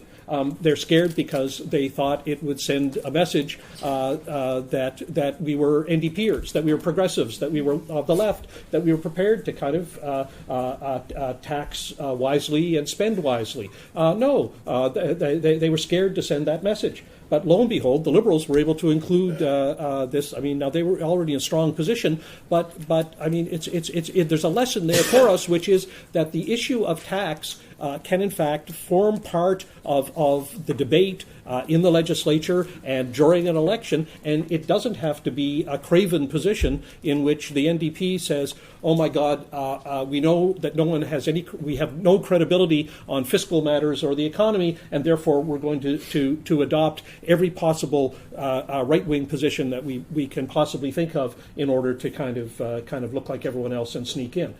So there's a little bit of kind of useful thing in there, but ultimately it does resonate, I think, quite correctly with the common good sense of the voters. They can spot a phony, and in fact they do have a desire to have real services from their government and are prepared to pay for them. I mean, that's, I think, in the end what we have to kind of remember. And when we're looking for who used the word weakness before, if we're looking for points of weakness, there are lots of opportunities. We have to keep searching for those opportunities, whether it's an extra parliamentary opposition, which it undoubtedly will be. It doesn't have to just only be that. I mean, I'm still somewhat committed to party politics in the sense sense that I think that one of the things that was unfortunate about last night is that we missed out on electing some excellent young candidates who were out there. Abad Khan is a good example, and Tanis Crosby, who ran the YWCA for a number of years. Andre Kane, a young black lawyer who ran for us in the Preston seat. These would have been terrific MLAs if we'd managed to get them elected. And they're distinctly younger than those of us who are kind of sitting here with gray hairs and are going to be kind of pushing up daisies any day now. So this is the opportunity for some regeneration inside the party, and it is a possibility. But not that it has to be confined to the party. It doesn't have to be by any means. Judy or Alex? No, I'm not saying. Yeah, I mean, I'm intrigued by your question about the bigger picture, really. And I think it's interesting because I do think that the last 5 years, have been this, this great moment of popular elation, it seemed, around the election of Obama in the States and then the NDP government here and then the unprecedented success at the federal level, all these kinds of things. And but I mean, for me, it connects with several things that always qualified that. Well, the first was that I was having conversations again with activists in different parts of Canada after Obama's election, where people were just really frank about the fact that they were not at all deluded that this was going to be some sort of sea change in the status quo, but that it would be very difficult for a problematically disproportionately white and middle class radical anarchist inflected movement to protest in the streets when the first black president came to Canada for his visit. And these are the kinds of conversations, and I think that that's an issue, right? That speaks to the weakness of the movement in terms of reaching out to constituencies in struggle. It speaks to the politics of hope, the facile, superficial, identity-based politics of hope that were at play. But it also is a moment that we can, I think, cling to, because it wasn't as if everybody's hopes were raised impossibly high and then dashed on these rocks of disappointment. There were lots of folks, and I think I had similar conversations with younger and very seasoned activists here when Dexter's NDP came to power, which expressed the exact same thing, which was, well, this will be the test, and we'll bear this out. And there was a conviction amongst lots of people that the proof would be in the pudding, and indeed here we are, right? Having those conversations.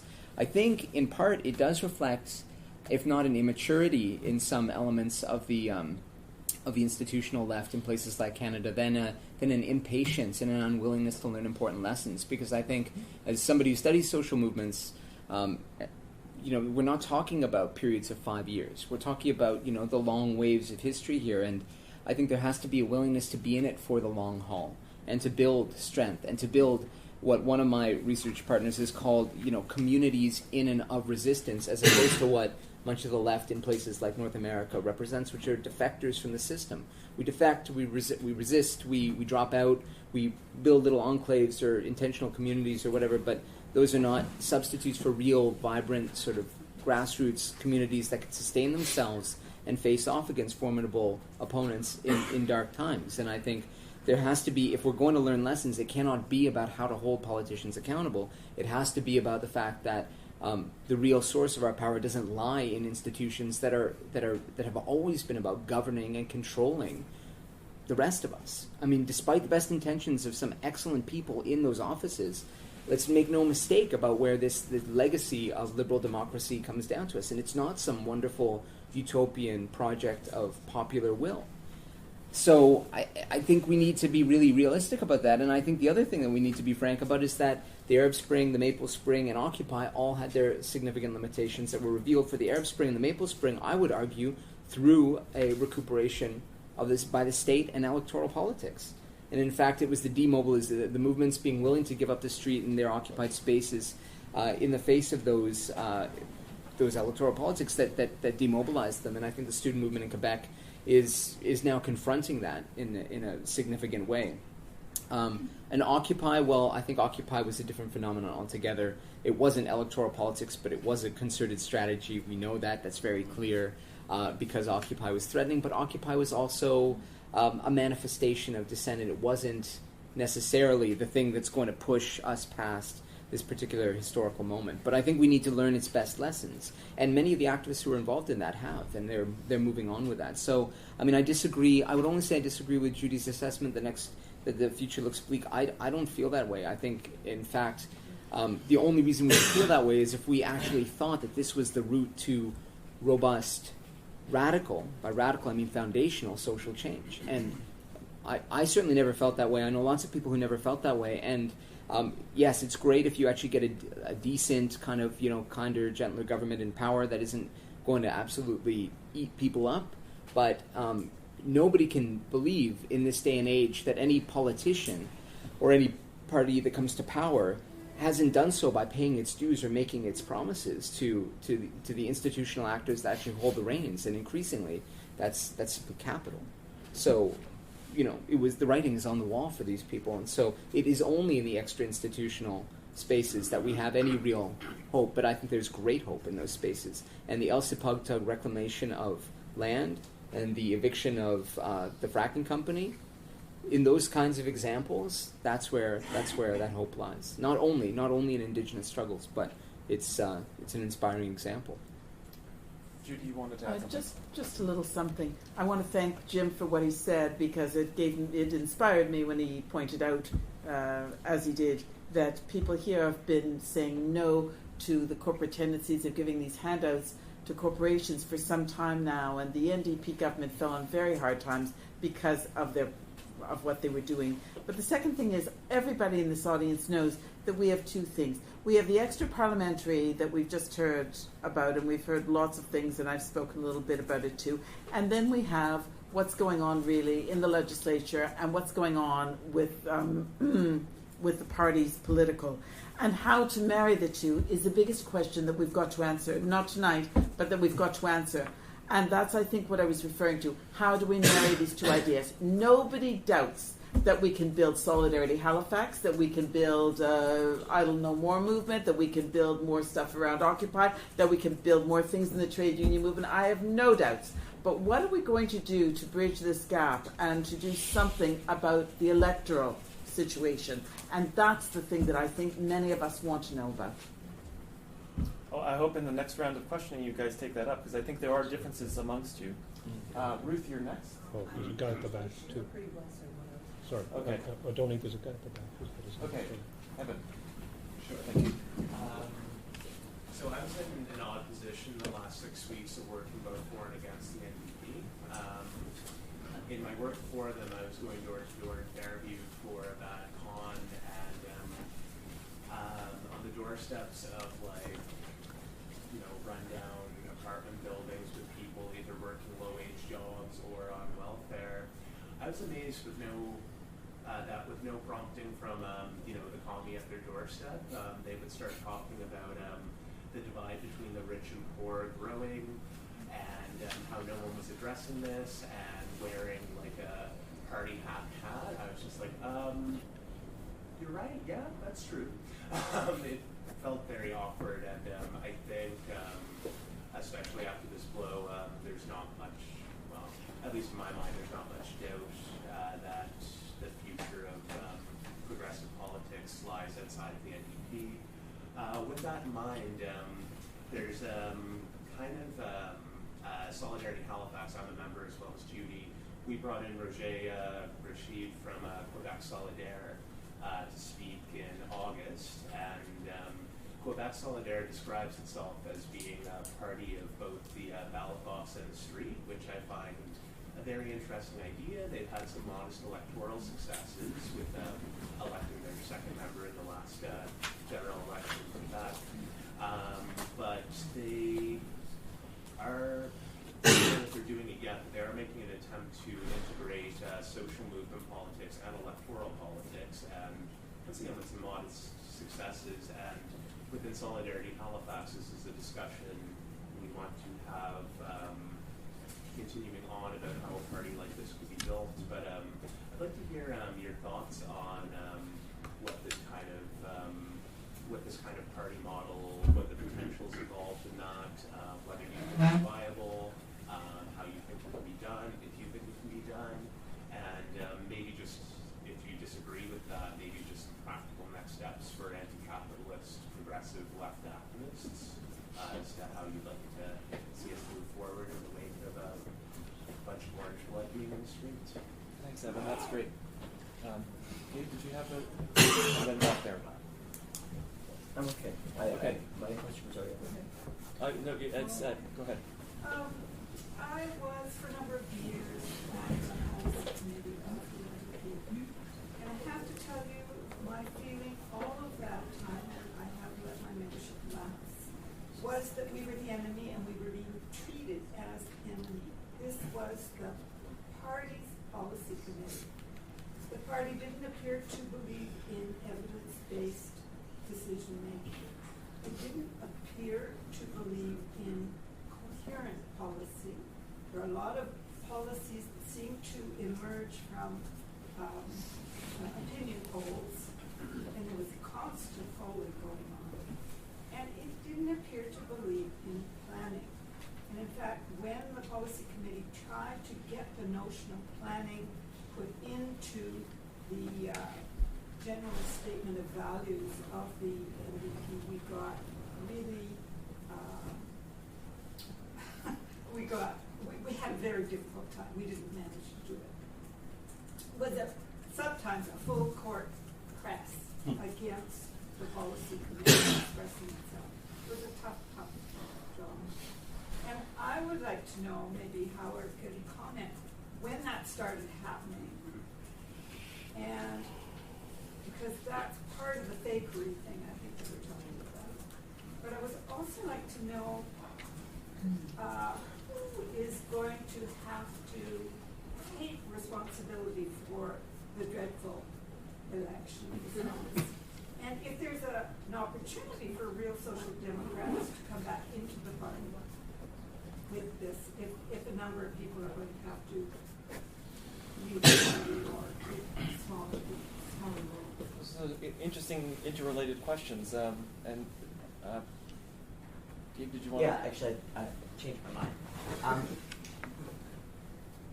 So it seems to me a general trend that the NDP is moving rightward across countries. I'm sure you'll all agree. In BC, where I'm from, the party in the last election put forward the absolute worst candidate they could have chosen. Absolute most terrible. He was a middling bureaucrat from the last administration, which everybody hated. Everybody hated the last NDP administration in BC. Super unpopular. And yet they put forward this man who was, a small cog in that machine instead of putting someone forward new and progressive. But, he was from a very, the structure of the BC NDP is very centralized. And he belonged to a very small member of policymakers within the party who were very critical of outside thought and very far right in the way that in terms of NDP, they were from the right spectrum of the party. And it seems to me that that's the same as happened here, that Darrell Dexter is not from in any way the radical part of the NDP. And neither is Thomas Mulcair. All of these people are from the right. How did this happen? And what can we do about it? How is the party of social change been co-opted by essentially capitalist Democrats? How do we fix it? All right, this is these are nice, three very interrelated questions. The one thing that would be nice to hear you speak on, I know, Howard, you have some experience with the new policy initiative. I mean, there was a way in which something like Quebec Solidaire, bringing the activists into the party to renew it is not a new idea. Mm-hmm. So maybe we can incorporate those reflections, if you have any, onto these questions. Well, it's really hard. I mean, Gabriel has raised a very difficult question, and the issue of who's going to have to take responsibility for the election loss. This is something where I expect there'll be a lot of blood on the floor internally, and so there should be. And but there's now going to be a struggle inside the party between.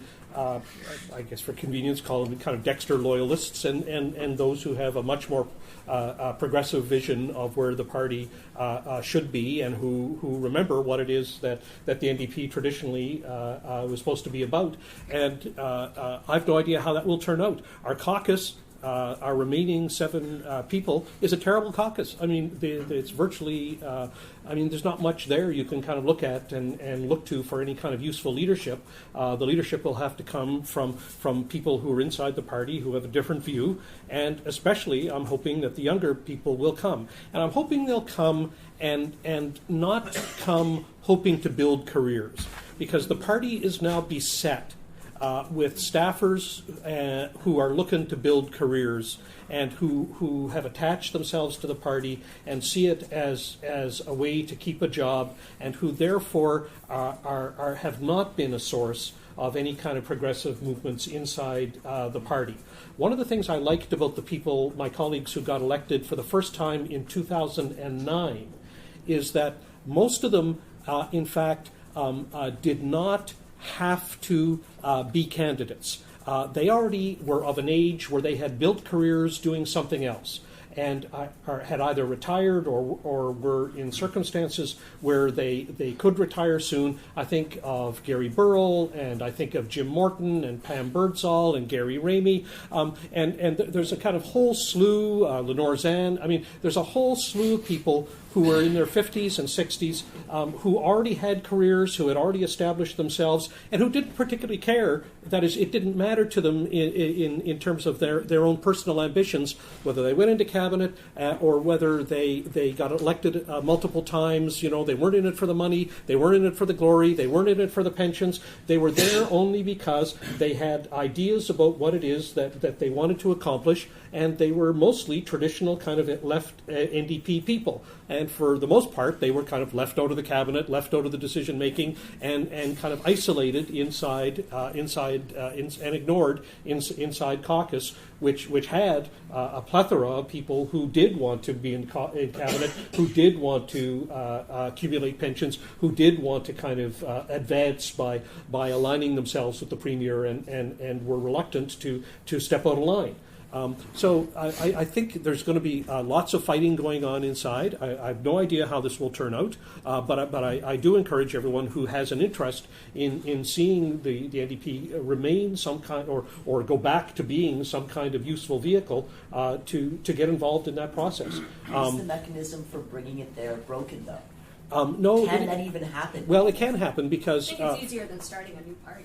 Yeah, that's the question. I mean, the question about starting a new party is, I mean, it's always out there. You can always start a new party. We could all go invigorate maybe the Greens. I mean, there is a Green Party here. It's terrible. It's disorganized. It's a politeness to call it a party. I mean, it's very difficult to kind of think of kind of infusing that. The thing about the NDP now is it actually has a mechanism and a history, and it actually has a set of policies that when you look them up, actually kind of includes some good stuff. But this has been abandoned. And but strategy that has failed. It has a history of strategies that have now failed. So the moment is a good moment, and so I'm saying that this is a time to try it. It may succeed, it may not succeed, but I'm with you on the long wave. It seems to me that this is something that does take a long time. In geology, they talk about what punctuated equilibrium. Punctuated equilibrium is everything stays the same for a long time, and then it changes fairly rapidly, and then you kind of go back to it.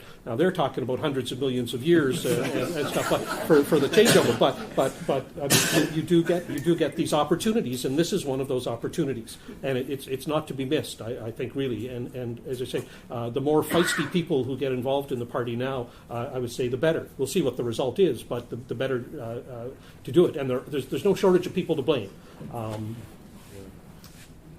But there seems to be a big shortage of people willing to take responsibility. Yeah. Yes. Well, that's what I say. And the second thing I'd say is I just did on the back of this piece of paper, I just did the average of the ages, on average, of the 7 people in the legislature right now. The average age, and I'm being kind, is 55. Now, I'm not so young, but on the other hand, the fact is I don't think there's too many young people who want to be told what to do by people like Maureen MacDonald, told what to do by the likes of Denise Peterson, Rafe Hughes, or by wonderful people like Dave Wilson. I wouldn't even sit in the same room with these people. That's the truth. Alex. Speak your mind, you're one for Yeah, I know. I mean, I just have to be entirely honest on this point. I find I have no hope in the electoral route for lasting, robust, and foundational social change, particularly across the most advanced, so-called advanced, industrialized capitalist countries. I think that there could be a confluence where you have really robust, radicalized movements that align at some moment with a group of very well-intentioned and committed politicians, and that can be fortuitous. But I think the strategy of attempting to build a party at this stage, or to revive parties that have become moribund and bound at the core of their very being to neoliberalism and to a capitalist agenda, is pointless and a waste of energy. And I'm entirely willing to be proven wrong.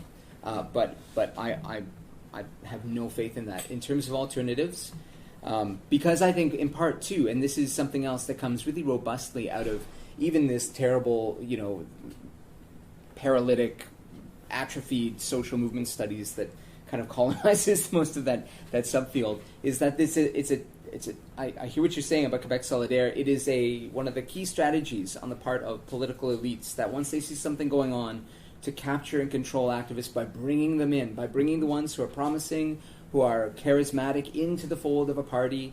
And 2 seats in the Quebec Assembly is an interesting start, I suppose, if you believe that there was room in there for that to grow. The question I would have is, well, the PQ is often regarded as a social democratic party as well. And there's a great little book that's published by Fernwood called Crisis and Perils, Social Democracy in Neoliberal Times, something like this, came out about 10 years ago now, and takes examples across Canada of the NDP or the PQ coming to power and examines systematically why they failed, and doesn't engage in this kind of personalistic narrative. It engages in a really clear-eyed structural narrative around what social democracy simply does not understand about capitalism, and that is the 30 years that the welfare state endured at the behest of corporate and capitalist elites to manage increasingly radicalized movements of poor and disenfranchised peoples. Those days are over. They ended with the profit crisis of the 1970s. They ended with the oil shocks. They ended with the delinking of the U.S. dollar to gold and this entirely new financial regime. They ended with outsourcing. They ended with a transnational economic elite who see their interests tied much more closely to each other than to any nationalized citizenship. They ended with 9/11 and the bringing of the most repressive, comprehensive surveillance apparatus in human history. And they have ended thoroughly with a political class of people who are completely unwilling to read the writing on the wall, that there is an eco-social crisis of truly global proportions unfolding, that the next generation will bear full force, and are doing absolutely nothing about it to address it. So do not waste your time trying to vote change into office when there are no candidates and there is no party that is serious at all about doing it. Engage in the kinds of things that will build robust communities of resistance, and many of those things we know we are in touch with in some way. One is, recapturing elements of the institutional left that can be captured. Local unions, some trade unions are available for capture. Run for your executive board. Turn those resources into tools for a radicalized fight back. Building spaces for what we've called in the project radical therapy, really. The creation of spaces of collective care, where you're building, and what anarchists would call mutual aid, where you're building spaces that are apart from the state and apart from the logic of capital, that are actually meeting people's needs because the state will not do it. There is no combination of incentive that will compel the state to be more decent this way. And then finally, building autonomous movements that have no interest in electoral success and getting paid off at the end of it, that aren't looking to make careers out of being politicians once they're done with their flirtation with activism. I think we have to be really serious. This is not, the time for half measures is over. And, every decent climate scientist says the writing is on the wall. There is no fixing the unending crisis of capitalism. There will be another crisis in a few years. There is no solution to this architecture of dispossession by accumulation, because it's doing what it's supposed to do. And so the political systems that exist to legitimate it have to be subverted, not used to capture us and to channel our energies into something that they were never designed to express. I promise to get everybody out of here in the next 15 minutes. So let's take these last three questions. One, two, and then I'll go right to the back as you've asked the question already, and then we'll final comments. I do feel there's disagreements with among you, so it would be nice in this last round to maybe get into them a little bit. I think you were first. Sure. Yeah. I'm a relatively recent arrival in Nova Scotia. I spent a long time in American politics at the national level. I've been struck by how incredibly passive all social movements are in their relationship to the electoral process, unlike the U.S., in which there is a very, and Obama, in a weird way, has really stimulated on the left the creation of new institutions, of people trying to find ways to address this problem. I mean, parties, I see parties as being empty vessels. And they have histories. They all have tensions within them, and depending on who's in charge, they emphasize different pieces of the history. So there's always this struggle inside parties going on. And from the outside, you always have this question of, should we engage with this mess or not? Now, in the US, we have the example of the right wing, who made a decision in the late 60s, early 70s, to really focus on taking over the Republican Party from the inside. They didn't, when Goldwater was clobbered, worse than Darrell Dexter in 1964, their response was not to start another party, it was to take over, and they had a 30-year plan to do this. I don't see any sign of any kind of long-range planning like that. Okay. And there are many institutions where people are raising money, and I do think this is potentially a game changer in terms of what's possible, that people are raising money outside of all of the traditional political fundraising things, and then bringing it back to bear on the process. Okay, just let's keep the points relatively brief. I'm just interested to know. Well, it's not really a question as much as saying that if people are sitting outside the process and only engage to bemoan the outcomes of the elections every 4 years or whatever, yes, then it's a complete waste of time to deal with elections. It's only worth dealing with if you're going to make the investments institutionally and financially to try to cause something to happen. But just lobbing stuff in from the outside and position papers and stuff is not it. Okay, thank you so much. You're next. Sure. Thanks. I'll be quite brief. So I'm from a rural area in Nova Scotia. I don't live in Halifax. And so an inconsistency between what you, Alex, said and you, Judy, said sort of stuck out to me. And Alex, you said that we need to build these relations of solidarity. And for you, those don't sound like they have much to do with formal politics, and that's fine. But Judy, you also mentioned that Halifax is going to be the center of this sort of organizing. Sorry for this sort of you. So I'm just wondering if one or both of you could sort of reconcile those two things and tell us a little bit about what you see rural communities and rural populations, what role you see them play during the potential move towards more progressive politics. Great question, very concise. Maria, you're last. Yeah, I think I'd just like to also draw attention to the demographics of the room right now, as well as the demographics of people who have spoken. I think the fact that the people in this room tend to be older, and that the people who have spoken tend to be white men who are middle-aged. And I don't say that to feel bad, it's just the nature of this discussion. And I also don't say that to blame platypus. I think it's important, though, for us to acknowledge the parameters that we're having this conversation within. And I think those parameters are very clear by who is in this room. The second thing I'd like to say is that both visions that were presented just now, one of the political party, investing our effort in a political party that has been tried and has failed to this point, and then the other of investing in social movements that have tried and have failed up to this point, are equally, for me, as hopeless as one another. And honestly, I'm a bit disappointed to hear that the level of our debate is at this point. I think with regards to movements do, well, they move. They go up, they go down, and honestly, they're not going to stick around for long enough to build a viable alternative to capitalism or a viable alternative to the systems of oppression that we're trying to defeat. In terms of the party, I think it's indicative that last summer, when students brought before the party convention a motion to reduce tuition fees, and it was accepted by the mass of the party, it was never implemented. And I think that speaks to what Howard was talking about with those multiple bills that the NDP tried to present. And so I think I'm looking for a little deeper analysis on the part of the panelists, and I'm also looking for that on the part of the people who are in this room. Because if we're not thinking about something that can incorporate both of those elements and something that stretches beyond this false dichotomy, then we're That's a great last point. It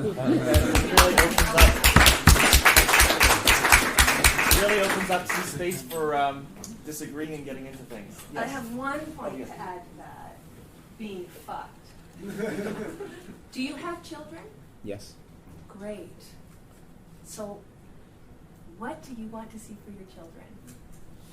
And I think that keys into what really was successful with the NDP's original plan, better, whatever it was for families. That stood out the first time, Deal. the election. The word was deal. Better deal. Better deal. Better deal for today's family. Yeah. All right.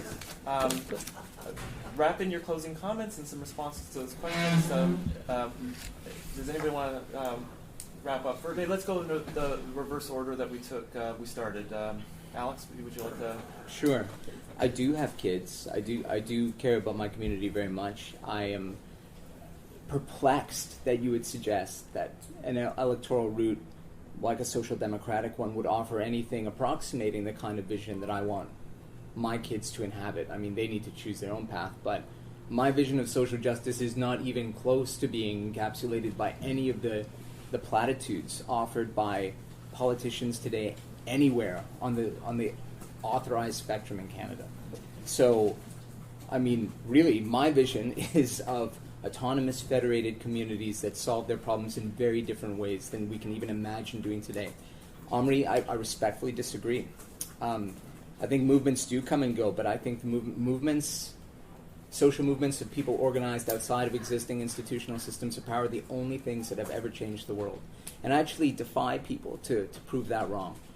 It is those movements that have shaped, that have compelled governments back, that have brought governments down, that have reshaped the fabric of societies. I think you can look at... It wasn't so much that it's like movements or parties. It was that, like, right now we're looking at this false dichotomy, and I wanted folks to break down that false dichotomy. I know, but I'm telling you, I don't think it is a false dichotomy. I don't think that I mean, I realize there are lots of good people who go into politics who were once activists, but I think it's a very different thing to talk about people who were involved in the CFS, with all due respect to the CFS, or involved in a mainstream environmental organization, as opposed to talking about people who are engaged in, autonomous or radical social movements that are interested in providing for themselves, that are interested in defeating or subverting the state, and that are interested in undermining and subverting the capacity of a militarized state to police and control them.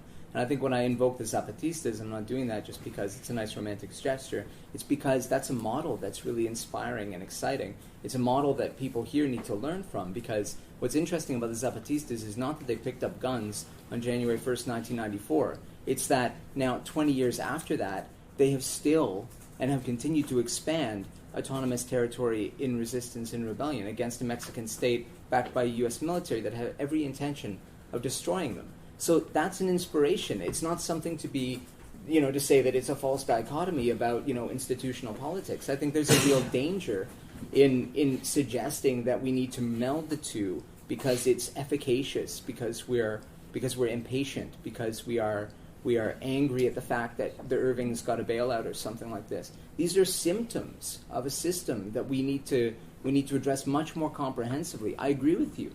But I don't think the way of doing that is by suggesting that it's a simple and easy route through institutions that have been designed to enclose, commodify our life world and to turn us into atomized individuals within it that are easy to control and exploit. So, do you think that institutions will inevitably do that? Sorry? Do you think that institutions will inevitably No, but I think we need to build entirely different institutions from the ground up.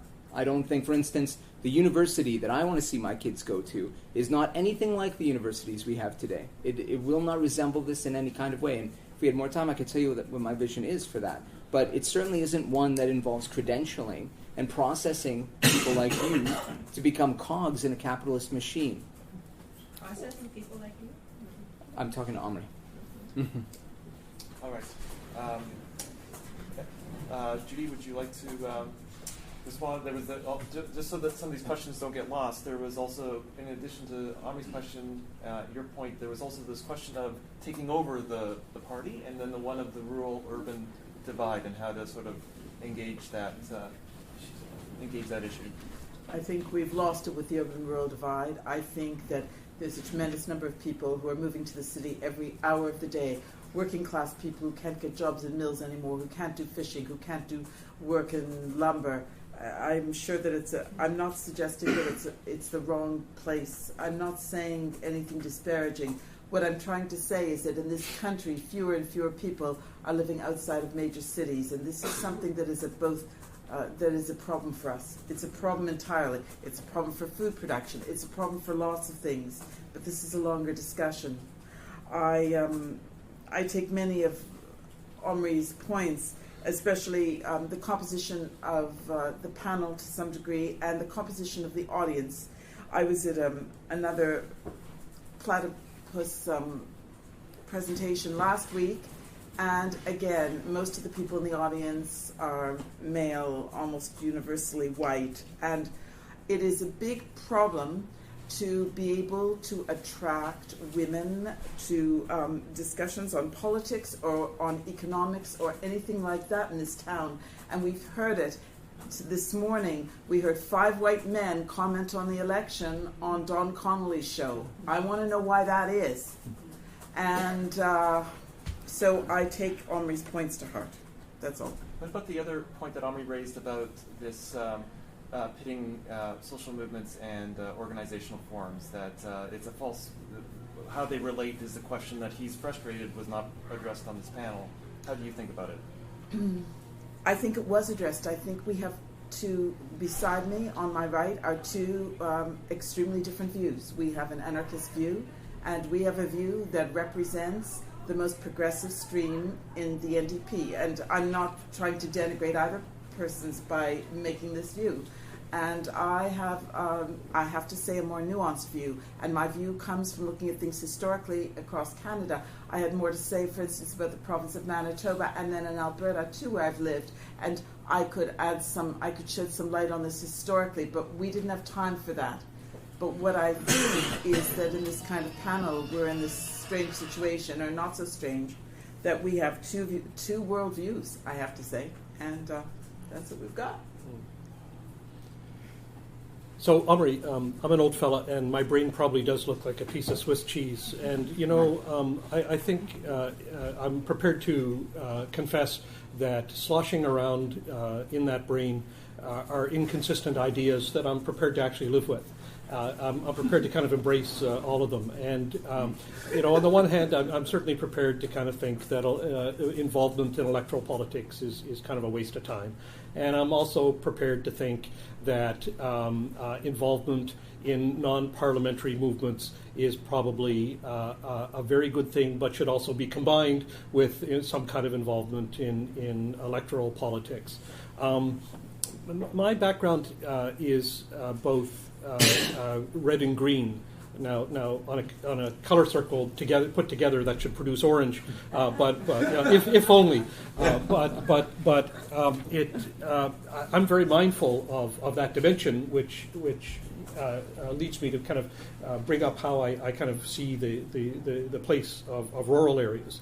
I mean, I think there's no disputing Judy's statistics, which is that most of us live in cities, and that the movement is there. On the other hand, movement of population is there, and there's a very dynamic superstructure that is enormously productive of wealth. But you can't divorce a service economy from a goods-producing economy. There have to be a goods-producing economy somewhere, and for the most part, that's going to be in the rural areas where ultimately you do need need food production, and we do need minerals, and we do need energy production and lumber and so on. I mean, all of those things have to ultimately feed into the other kind of economy that is in existence and builds up.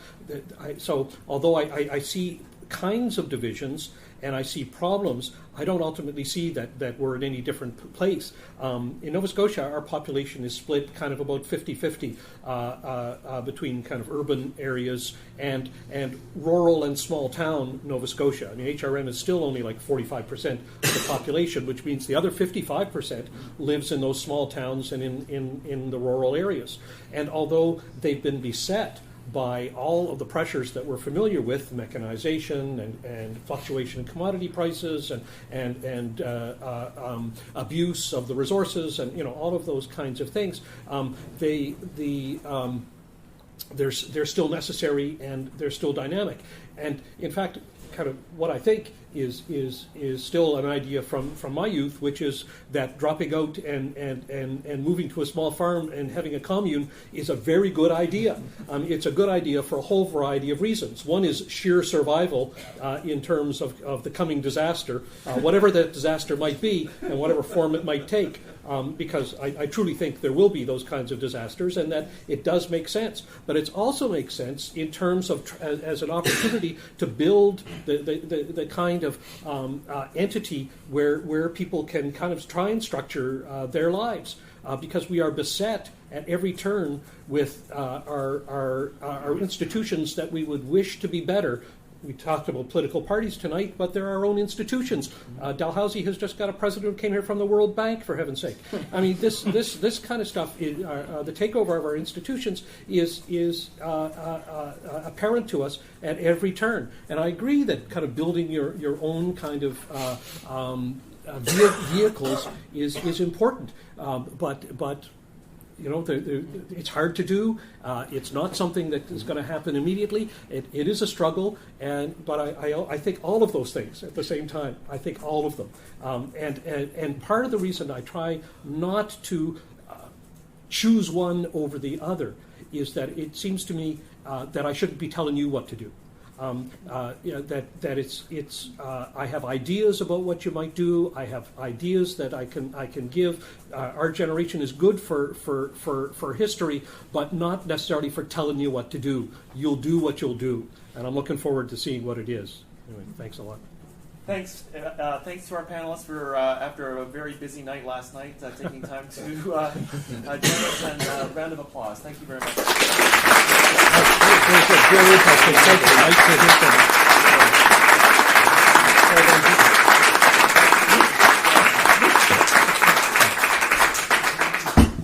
you. Easy on us. I hear you're leaving it. Two questions. Well, not questions. One is, I'm a professional